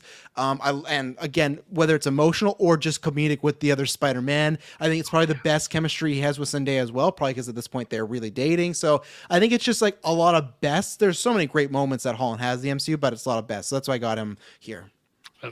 Absolute great reasoning. Phase 4, Wanda. How do you not? I don't know. I'm sure somebody wouldn't, but to me, with WandaVision being the phenomenon that it was, absolutely. And I know it's controversial. I liked her in Doctor Strange and the Multiverse of Madness as well. Mm-hmm. Oh yeah, good show. Yeah, so she's great. She's a great antagonist in that. She's fun. Exactly. Wanda. She was fantastic. Next up, I'm gonna put in Yelena. All right, Yelena. This is so far the only phase she's been a part of. I really, really like her character a lot. I think she's fantastic in Black Widow. I loved her in Hawkeye. You mentioned Hawkeye, Travis. I thought about Hawkeye a lot. I even considered slotting him into phase 1, but I just couldn't do it with what his phase 1 appearances were. And so I just couldn't bring myself to put that on there, where he's in 10 seconds of the first Thor movie and he's mind controlled for all but the final act of the Avengers movie. But Yelena, it represents the Hawkeye show a little bit at least, and she's such a fantastic character. And then finally, it's the only place I could put him, so I had to, Daredevil. How am I not going to put Matt Murdock? How am I not going to put Matt Murdock? He has like a total of 23 minutes. He does. But he's also in Spider-Man No Way Home. I get some Matt Murdock there. I get some actual Daredevil and Matt Murdock, man-whoring it up like he does over in She-Hulk. And you just I love the character so much, so I got to put him in. Okay. All right, so mine would be my top three. First up will be yes, Spider-Man, Tom Holland. At that point, for the like by far one the things that people say, well, why didn't the Flash work at this point with the I want it movies on and the stuff record. I didn't bring it up. I No, didn't bring these up. No, Why is the Flash a lesser tier? No Way Home. No, I'm saying like there is something special about this in particular here that it's not one that if we just put things in there. And I'm not saying what the Flash did was putting things in there, but like this particular thing was just done with so much care and so much celebration. Like it was very organically done so well and bringing in, and I love my all time. I think my favorite scene in the entire movie has to be when Peter is up on the roof, and then all of a sudden we see Tom I'm already forgetting. Peter 1, Peter 2, Peter 3. Peter 3. We see Tobey Maguire, we see Andrew Garfield, and the conversation they have and the revelations that they reveal about what's been going on with them, like that it was such a very cool moment just to have them all together in that way. And then we get them in their suits later on. But yeah, that's definitely they finally bring up Uncle Ben. Yep. Could you imagine if when they said Uncle Ben said it, Tom Holland Spider-Man was like, who? What? What? What are you talking Like Wanda about? in Multiverse? What Uncle Ben? Yeah, exactly. What Uncle Ben? The next one is Wanda. Just, from WandaVision to the journey into Multiverse of Madness at that point, say what you want about, like, if you felt like they hurt her character in Multiverse of Madness. I think I was fine with what was done with it, considering what we were leading towards in WandaVision. I think it was really, really absolutely strong. I think my biggest standout, though, is Sam. Sam... Real, even though we haven't seen, and I agree with you, Travis. Like, where is he? Where is he exactly? He's Captain America now. Is he on the moon too with Steve? At least show me a poster around town with Sam on as Captain America. Come on. So many moments, and that's why Falcon and Winter Soldier ranks really high in my book, because of so many different moments throughout Falcon and the Winter Soldier, of not just dealing with real life issues, but the real life conversations that he has, especially with Isaiah Bradley, with Bucky, with the idea of what it means to wear this. I mean, they were right in the sense of when he's holding it back at the end of Endgame, saying it just doesn't feel like it feels like it's someone else's, and that's what he has to wrestle with. But that moment, we get the outright best comic accurate suit the MCU has ever introduced. Getting that hero moment when he crashes through and we see it all go. I was like, yes, bravo. Like Sam Wilson really next to Wanda kind of takes on this phase. So good. And now we're gonna lose it, but yeah, his stealth suit maybe. Yeah. Phase 5 for me, this was tough. We only got the 3 projects, and for me, there were a lot of just returnings, except for one. I'll give an honorable mention to High Evolutionary. I almost got it because great villain performance. Someone you just truly hate.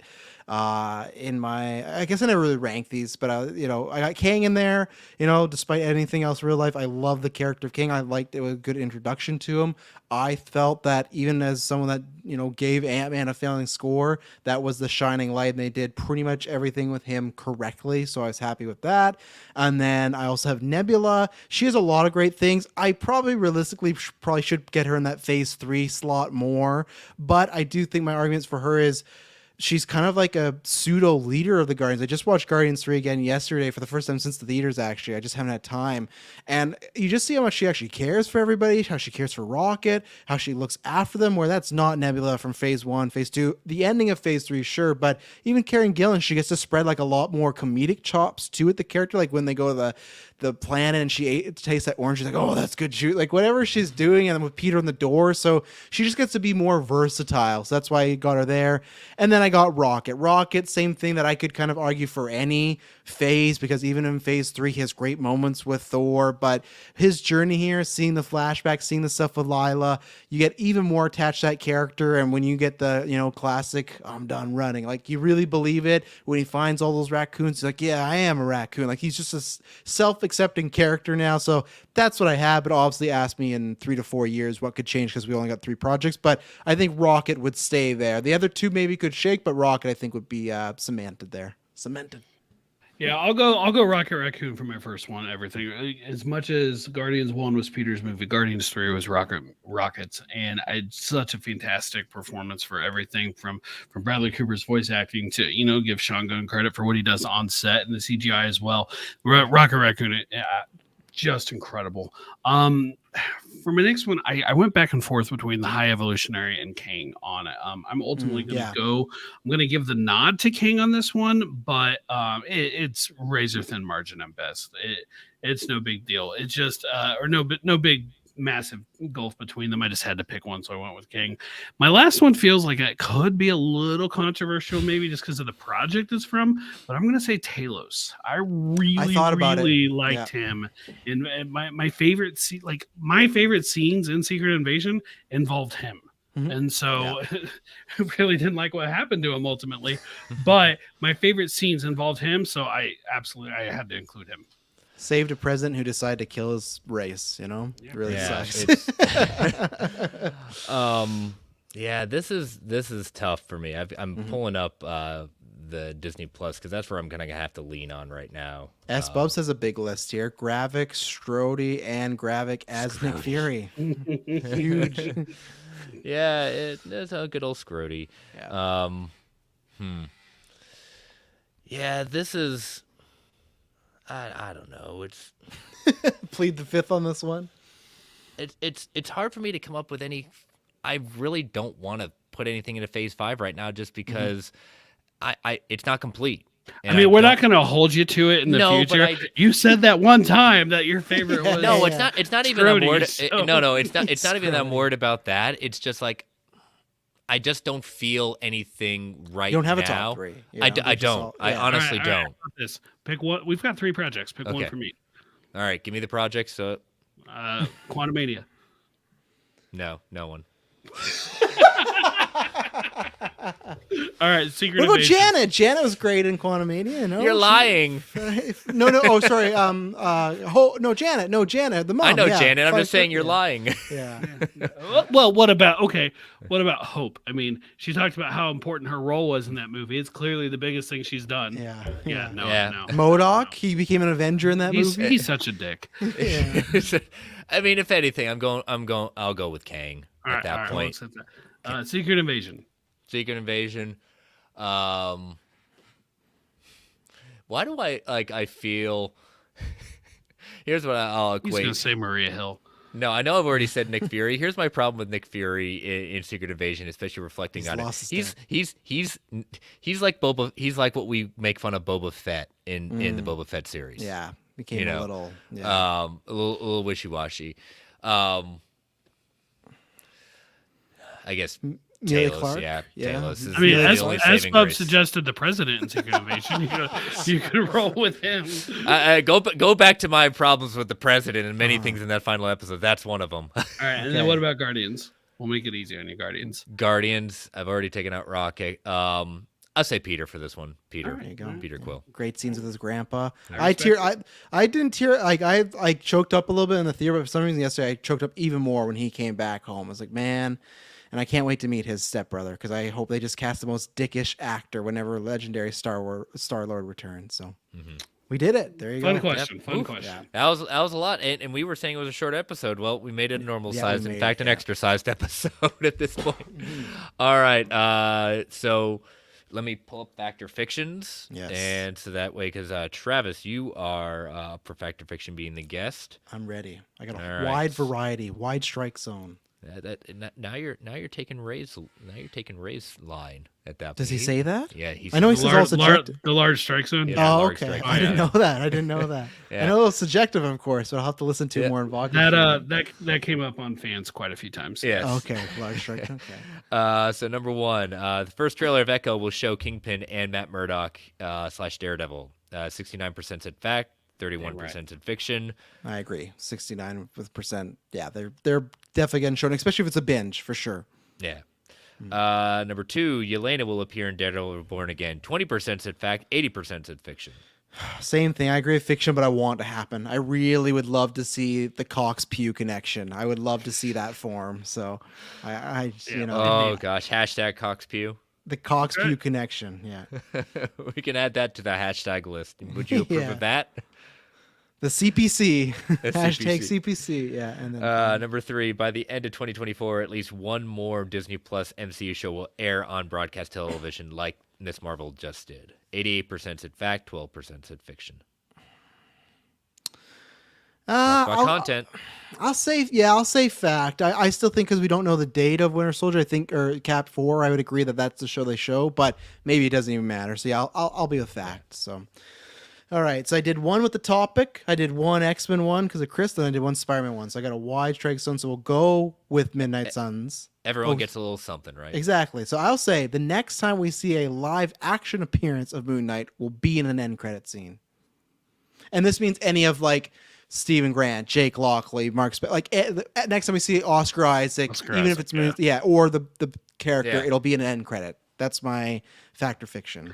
I saw a TikTok about him where he did one of his like flashes where he switches who he is, but he woke up as Poe in Star Wars. That's awesome. That's great. That's how we get the crossover. Yes, that's how for the record, That'd be great. It is. That's awesome. I used to be a pilot. I think it's fact. They could do. This is why I'm so mad. Rant that Stephen Grant wasn't a film producer or director because they could have made that joke in Moon Knight that they could have showed Oscar Isaac on a space set and you'd be like, "What are they doing?" And then they go cut, and then he walks and like, "Oh yeah, I'm just." They could even had him directing a Star Wars movie because Star Wars is a real thing in the MCU, right? It was all right there. It was right there. I still think they need to do an animated crossover, but anyway, fact. I'm a fact as well.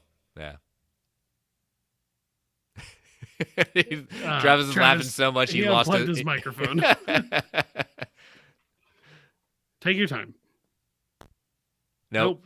It's not back yet. I'm not back? Nope, now you are. There you are. Okay, I'm back.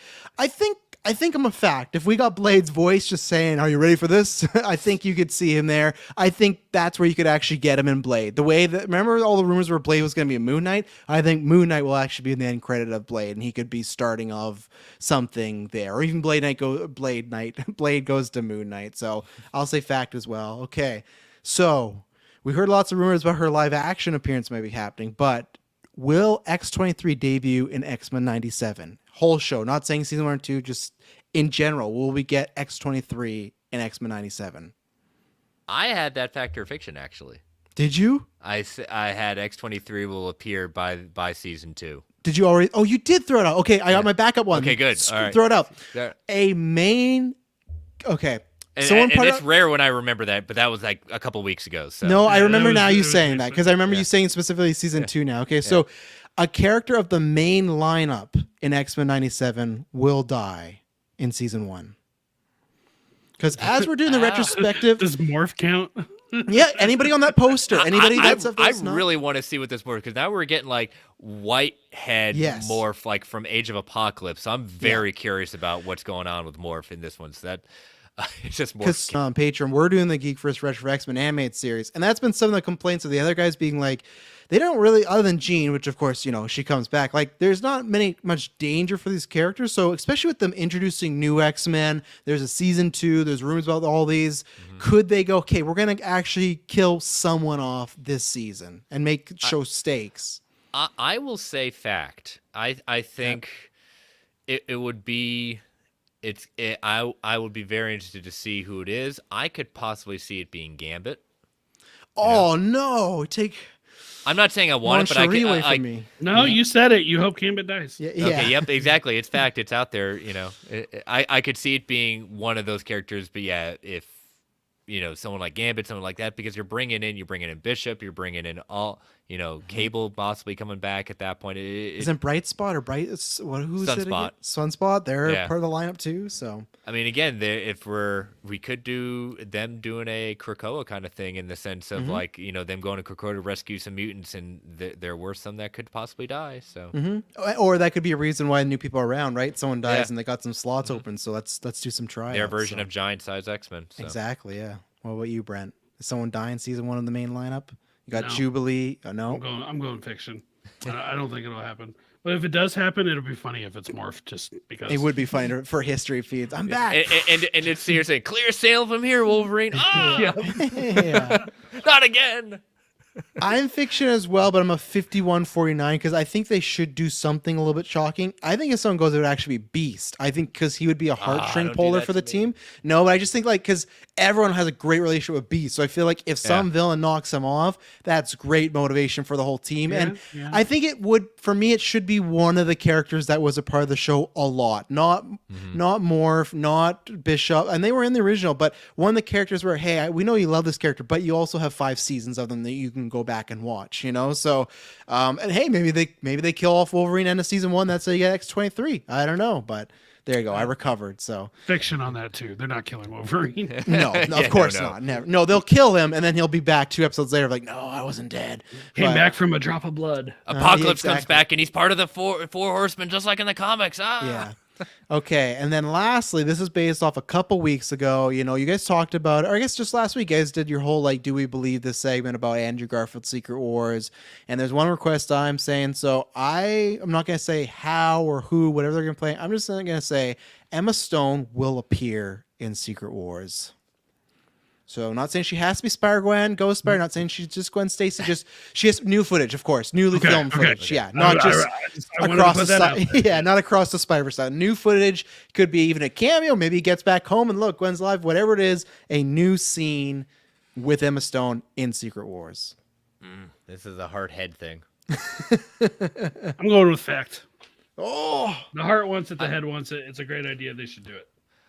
I will say, if there is a chance, if there is absolutely a chance for this to happen, Kevin Feige, if he has done and promised and hinted towards he's doing everything he can to get back the biggest players at that point and seeing, and he sees exactly how much love for Spider-Gwen, Gwen Stacy in that at that especially point. now. Even if they're saying however long he has after planning to be a part of this whole universe after Secret Wars, let's just have one more moment. Yeah, I'm there. I'm a fact as well. I think he'll pull it off. I think that 2 examples are either, yes, you do Ghost Spider-Gwen. I think that's a great moment. I said there's imagine if Andrew's on the team, they travel to a timeline and you see Spider-Gwen there. This and even in the MCU, you can dovetail that to the moment in No Way Home about I lost Gwen, and then he sees Gwen. Even if it's not a full movie, that is something there where it's know how I compare it? I don't want to copy it, but very similar to how the scene they did with Downey and Slattery in Endgame, where Downey sees his dad, and that's a huge moment for him. But for the dad, it's just another day. You could literally have that with Gwen Stacy of, for Andrew, this is a big thing. But for Gwen, she's like, I'm just helping save the multiverse. And maybe there's a moment there. And again, not to copy it, but very even similar to Gamora and Star-Lord, right? We did have something and we were, I love Noah. There's lots of things they could do, or they could easily go. There's 2 examples I have. They brought back Natalie Portman for Endgame just to film her waking up on the bed, and they brought back Pepper Potts just to be there's a press conference. They didn't actually film her for Endgame. Was it just old footage? It was old footage. Yeah, it was See, old I footage, thought yeah. it But it was, was and then I thought it was unused. turned. Okay, so there Yeah. you go. So then I still have one good example is Gwyneth Paltrow in Spider-Man: Homecoming when she popped in for 30 seconds to just say, "Hey, her and Tony are together." The Was same she way. in the movie? Was she? Right, yeah. Don't ask her. I've Don't heard ask her. differently She from doesn't her. know. Yeah, but you could even the same way you could dovetail it that way. Let's say some reason Secret Wars fix a bunch of stuff. You could hurt some arcs, but whatever. Just if he sees her for a moment, even if it's just in a multiverse, just to say something to her, and then it goes back. I think Feige has to do it. The only reason I would say no is if she says no. If she's game and he doesn't do it, especially if it's a send off to the Fox universe, you can kind of have it a send off to some other universes too. So I'm still very almost 50-50, but I'll lean to She'll fact. be in costume as Spider-Gwen. He'll I be in hope so. costume as Spider-Man. They see each other. They say each other's name, followed by, "Oh, you're alive," because in their respective universes, they Yeah. each lost the other one, and they'll True. move on, and it'll be awesome. Or Kang kills them both right when they say that you're alive, Just and then takes 'em he's like, out, "Not just for long," works 'em. and then he kills them. So. Maybe we'll work on that dialogue. But Yeah, just works 'em. yeah. Not for long. You're gonna see that's gonna be Kang's new tagline. Not for long. That means Just like- more from the time traveler. Yeah. How long did Jonathan Majors play Kang? Not for long. So you know, Too so, soon? yeah, yeah. But that's my fact or fictions. Wow. I have to sign up for the post credits. Yeah. I'm supposed to go to my Geekverse recording of no news, just a Patreon one. But it was good to be back. Yes. Fun fact or fiction segment. Fun DC Outlaw. That was my brain is twisted, but. But yes, no, as soon as I can get back on the next time, I will be. I'm glad I could crash this. And plus, I saw there's 2 topics. I'm like, this is the perfect time to get on here when it's a late show. So we need to have you release back of maybe one Loki episode. I'll get back for one Loki for sure. Yeah. More. Yeah, I guess it's October. So and hopefully it's a good season. So everybody, take care. Everyone be safe. Enjoy your life. Have a good weekend. You too. I'll talk to you tomorrow. Talk to you later. All right, Thanks, see ya. Travis. Bye. All right. So we will post those Sunday afternoon as usual. And all right, so let us get to. Well, do you want to say what we're heading to next? Or you want to finish up Book of Doom first? Let's finish Book of Doom first. Okay. We'll close out one chapter before we open the next. Okay, so Books of Doom, issue 6, the final battle at this point, Doom's conclusion at that point. This has been building, and I want to say that it's been a number of years since I've read this. It did not. I'd say this is almost and it's one of those things. Okay, we know what happens. This was a slightly disappointing ending until the final few pages. Those final pages. Oh wow, that was. I love that. But... Yeah, the final page, just because it's one of those, and with Travis leaving, that's the problem with prequels. You kind of know what happens at that point, and it's the journey there. But it's just I kind of wanted a more climactic battle, and it seemed like a lot of stuff kind of happened off panel. And by the time it got to the end, it's like, oh, okay, that's it. All right, well, I think that's fair, but I might counter it with there's no possible way it could have been a climactic battle, because we were never going to believe that anybody here would challenge Doom at this point in his I guess uprising, if you will, between the Doombots that he had that were clearly more advanced than everything he was fighting against. He was already building a military, and they were picking up people along the way from the military they were supposed to be killing. They weren't taking prisoners. They weren't killing them all. Sure, some of them, but no, they were actually recruiting some of them, combined with his full power and stuff. Or not, I mean, not full compared to what it would become throughout the Marvel universe, but at this point, he's at the height of his powers. So I do think it worked really well for me. But this, you brought it up. This did answer one big question. Is I went into this hoping we would find out who is he actually talking to? Who is filming this documentary? It's effectively a nobody, right? Yeah. But such a great ending. And I love the way that he strikes this deal to attempt to save his mom once, one time a year he gets to have his shot, and he messes up, and there's consequences for that. But still, I loved it. I absolutely loved it. And that's why I said, until we get to the final pages, it just kind of rose a little anticlimactic. Yes, you're right. No one's going to stand up and be successful against Doom. But I just wanted to see him just wipe the floor. Doom being all vengeance at that point, I just wanted to see kind of a few panels of him just obliterating. And I like how he took his cape, his that was oppressor's a cool cape. It's like, oh, I didn't even think of that. Yeah. I actually flipped back a couple pages. Nope, sure enough, it's that cape. That's awesome. And I will agree with this. I've said it before. Brubaker is probably my favorite writer of all time. He gets Doom in his writing. He totally gets his cadence, his demeanor. Everything in his writing really works. And even though I call this into the last few pages slightly anticlimactic, I still think his personification of Doom is still spot on at this point in his life. To your point, the whole deal with you get once a year to try to save it, and then if you win, I'll release her at that point. You're just never gonna know where. Or the other part is, it was just such a sinister thing. If you think you're bad, well, I'm the freaking devil, and I'm gonna just Mhm. just screw with you even more. But what was so cool, it was just a twist that even the first time I read it, I didn't see it coming. When he says, "Okay, just reveal yourself, just show us what it is," and he reveals it, and you see the eyes, and it's a Doom bot at the end. Is just like, oh, that's good. Yeah, That's like really good. the eyes are very human looking, but the Mhm. rest of it looks like a robot, and you're like, "What is going It's like on skin here?" grafts, And you then know? sure enough, they're like, "Oh, it's a Doombot," and they get all the recordings, and they're just like, we said you could come in and record, and we tell you our story. We didn't say you could leave with the story though."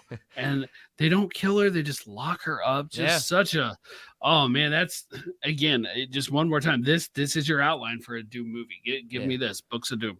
Yeah, and I love what he says about like the Doom bot, gaining basically sentience and thinking that it's the real thing, and Doom himself can't bring himself to destroy it because of what it's gotten to be. Not that, you think, oh, it could be a threat to Doom. Doom doesn't even see it as a threat. He just sees it as, oh, Right. it'd be killing a part of me. Like we always say, like Doom only cares about himself.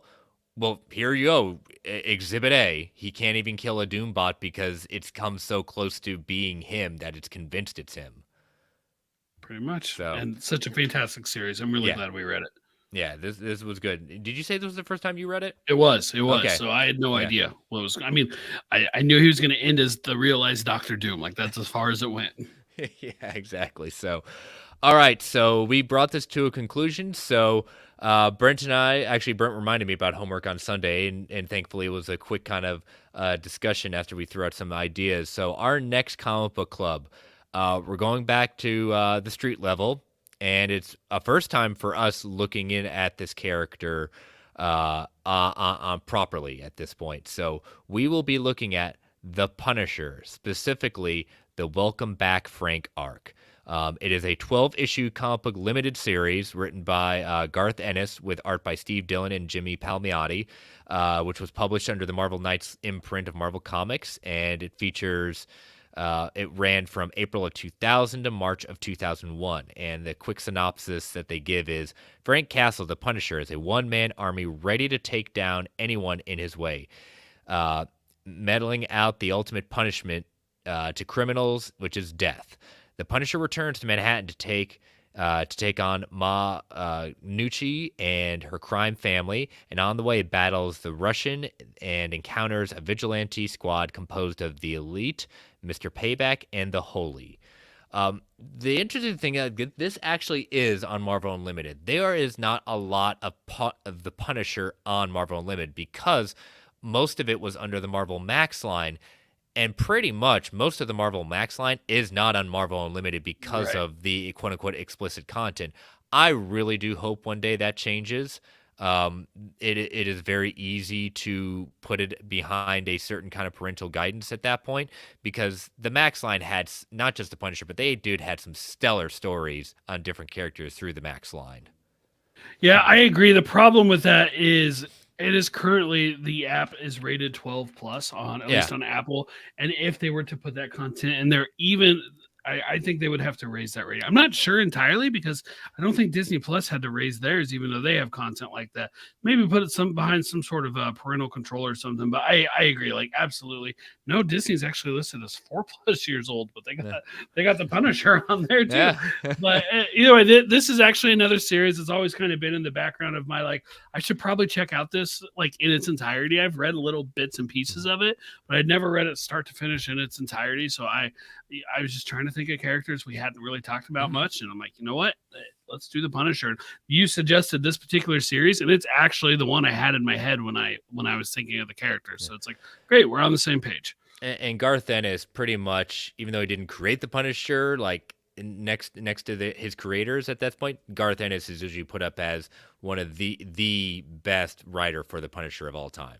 I mean, his run is, and this is just part of his run with it. He totally gets Frank Castle and really has put him through a lot of different stuff. So yeah, we'll be reading all 12 issues starting next week, and so yeah, check it out, Marvel Unlimited, and All right, Brent. We will bring this, what was at one point going to be a very short episode, but it became a very extra long episode and a lot of fun. Getting Travis back in there, DC Outlaw's question really, even though I was spitballing at the time trying to come up with these ideas, it was a really good question. Hey, and you got me a little crying on air there too. So it worked out. It worked out. Yeah. Worked out. So, but yeah, tell them how they can follow you, Brent. Brentech Prime on the socials. Just whatever one you're on, look up Brentech Prime. That's where I'm at. Awesome. Yeah. You can follow this podcast on Twitter at Marvel A Podcast. You can follow me personally on all the socials at Chris Balga across all the socials, Blue Sky, whatever, Threads, anything that's still out there. Still not Mastodon. Probably not going to happen for a while. And then you can email the show at marvelalliance@gmail.com. As always, want to thank our official sponsor, organicpricebooks.com. Use that code MarvelGUA at checkout to get $2 off every single order. You can follow the Geek Ultimate Alliance on Twitter at GUA Pod Network. Feel free to tweet, email if you want to provide feedback, ask questions for us to answer on the show. Continue to rate and review the Marvel Alliance solo feed on Apple Podcasts, Spotify, wherever you get your podcasts of choice. We greatly appreciate it. Thank you all for listening. Thank you all for joining us in the chat. Stay safe out there, everyone. And as Stan the Man would say, Excelsior, true believers. All right, Brent. Post-credits discussion tonight. We always, we pride ourselves on this show to always find as much as we can to tangentially relate to Marvel Comics or Marvel at this point. But, Star Wars, Marvel produces a Star Wars comic, so we're going to talk a little bit about Star Wars. And Rosario Dawson was in Marvel Projects. Marvel Projects at that point, but we will be doing a quick little discussion of our first thoughts of the first 2 episodes of Ahsoka. If you want to check out a full breakdown of Ahsoka, join Clay and Katie over at Star Wars Alliance. They gave a great breakdown of both episodes at that point, and but we're just going to give our first high-level thoughts. So go ahead, Brent. Why don't you start? Let's just go ahead and give a spoiler warning for the first 2 episodes of Ahsoka. That way we can speak as freely as we want. This is a Rebels sequel, at least so far. It feels so much like a Star Wars Rebels sequel. And blasphemy, I know, but I actually like Rebels more than Clone Wars in general. That's not blasphemy. And it just seemed to be from what I was seeing. But regardless, I enjoy Rebels more. And so it was fun to get to revisit a couple of these characters, and of course Ahsoka herself, who's always a badass. Mm-hmm. I put it out there on Twitter and all my socials at that point. Ahsoka, since her introduction in Clone Wars and the journey she's been on, she has become my favorite character in Star Wars, hands down, bar none. At that point, what her journey is, her message is, her character, why she leaves the Jedi Order at that point, and then her reintroduction into Rebels at that point. I love this character, so the fact that we're getting an Ahsoka series, aka Rebels Season 5, whatever you have it, I really enjoy what Rosario Dawson is bringing to the character. I think what we have seen in her introduction in Mando and then the Book of Boba Fett at that point, I love that we're finally getting some of we're getting some more questions, but hopefully getting answers to the questions that we left at the end of Rebels. I really enjoy seeing, and I can't wait to see the journey that realizing that, hey, Sabine was being trained by Ahsoka as a Jedi, which, I think Sabine was basically called out and said, like, you have no Force abilities. Like basically, like, you being trained as a Jedi, that's very, like, just doesn't happen in the old ways. Right. Yeah, no, that's a little different, but it's cool. And I'm looking forward to seeing what I assume we'll see that Mando helmet from her. And I know we saw it, but I mean, on her, we got Chopper and Hera. Oh, Chopper was great. That was a great kind of intro in episode 2. Both of those were a lot of fun. It did feel a little bit like more of an ensemble show and less of Ahsoka show at first, I would be honest. Yeah. But overall, they had a lot to do. They needed to reestablish and reintroduce a lot of people to the Rebels characters, not to mention our new antagonist, which was pretty cool looking. And, basically, I don't even know their status. Are they High Inquisitor? Are they Inquisitors? Are they what? But oh, yeah, that's an Inquisitor. I mean, they're hanging out. That was definitely Master an Inquisitor. And Apprentice, but we saw an Inquisitor. Those two are basically mercenaries for hire. Okay. They as I said, Baylor was a former Jedi. He is that is his quote unquote. She's got the Padawan thing, but they are basically mercenaries now. Well, I liked both of them and enjoyed, so far what we've seen of them. The action has been great already, and you just know there's more to come. And But you know what might be my absolute favorite thing? What? They released it at Yep. 9 o'clock Eastern.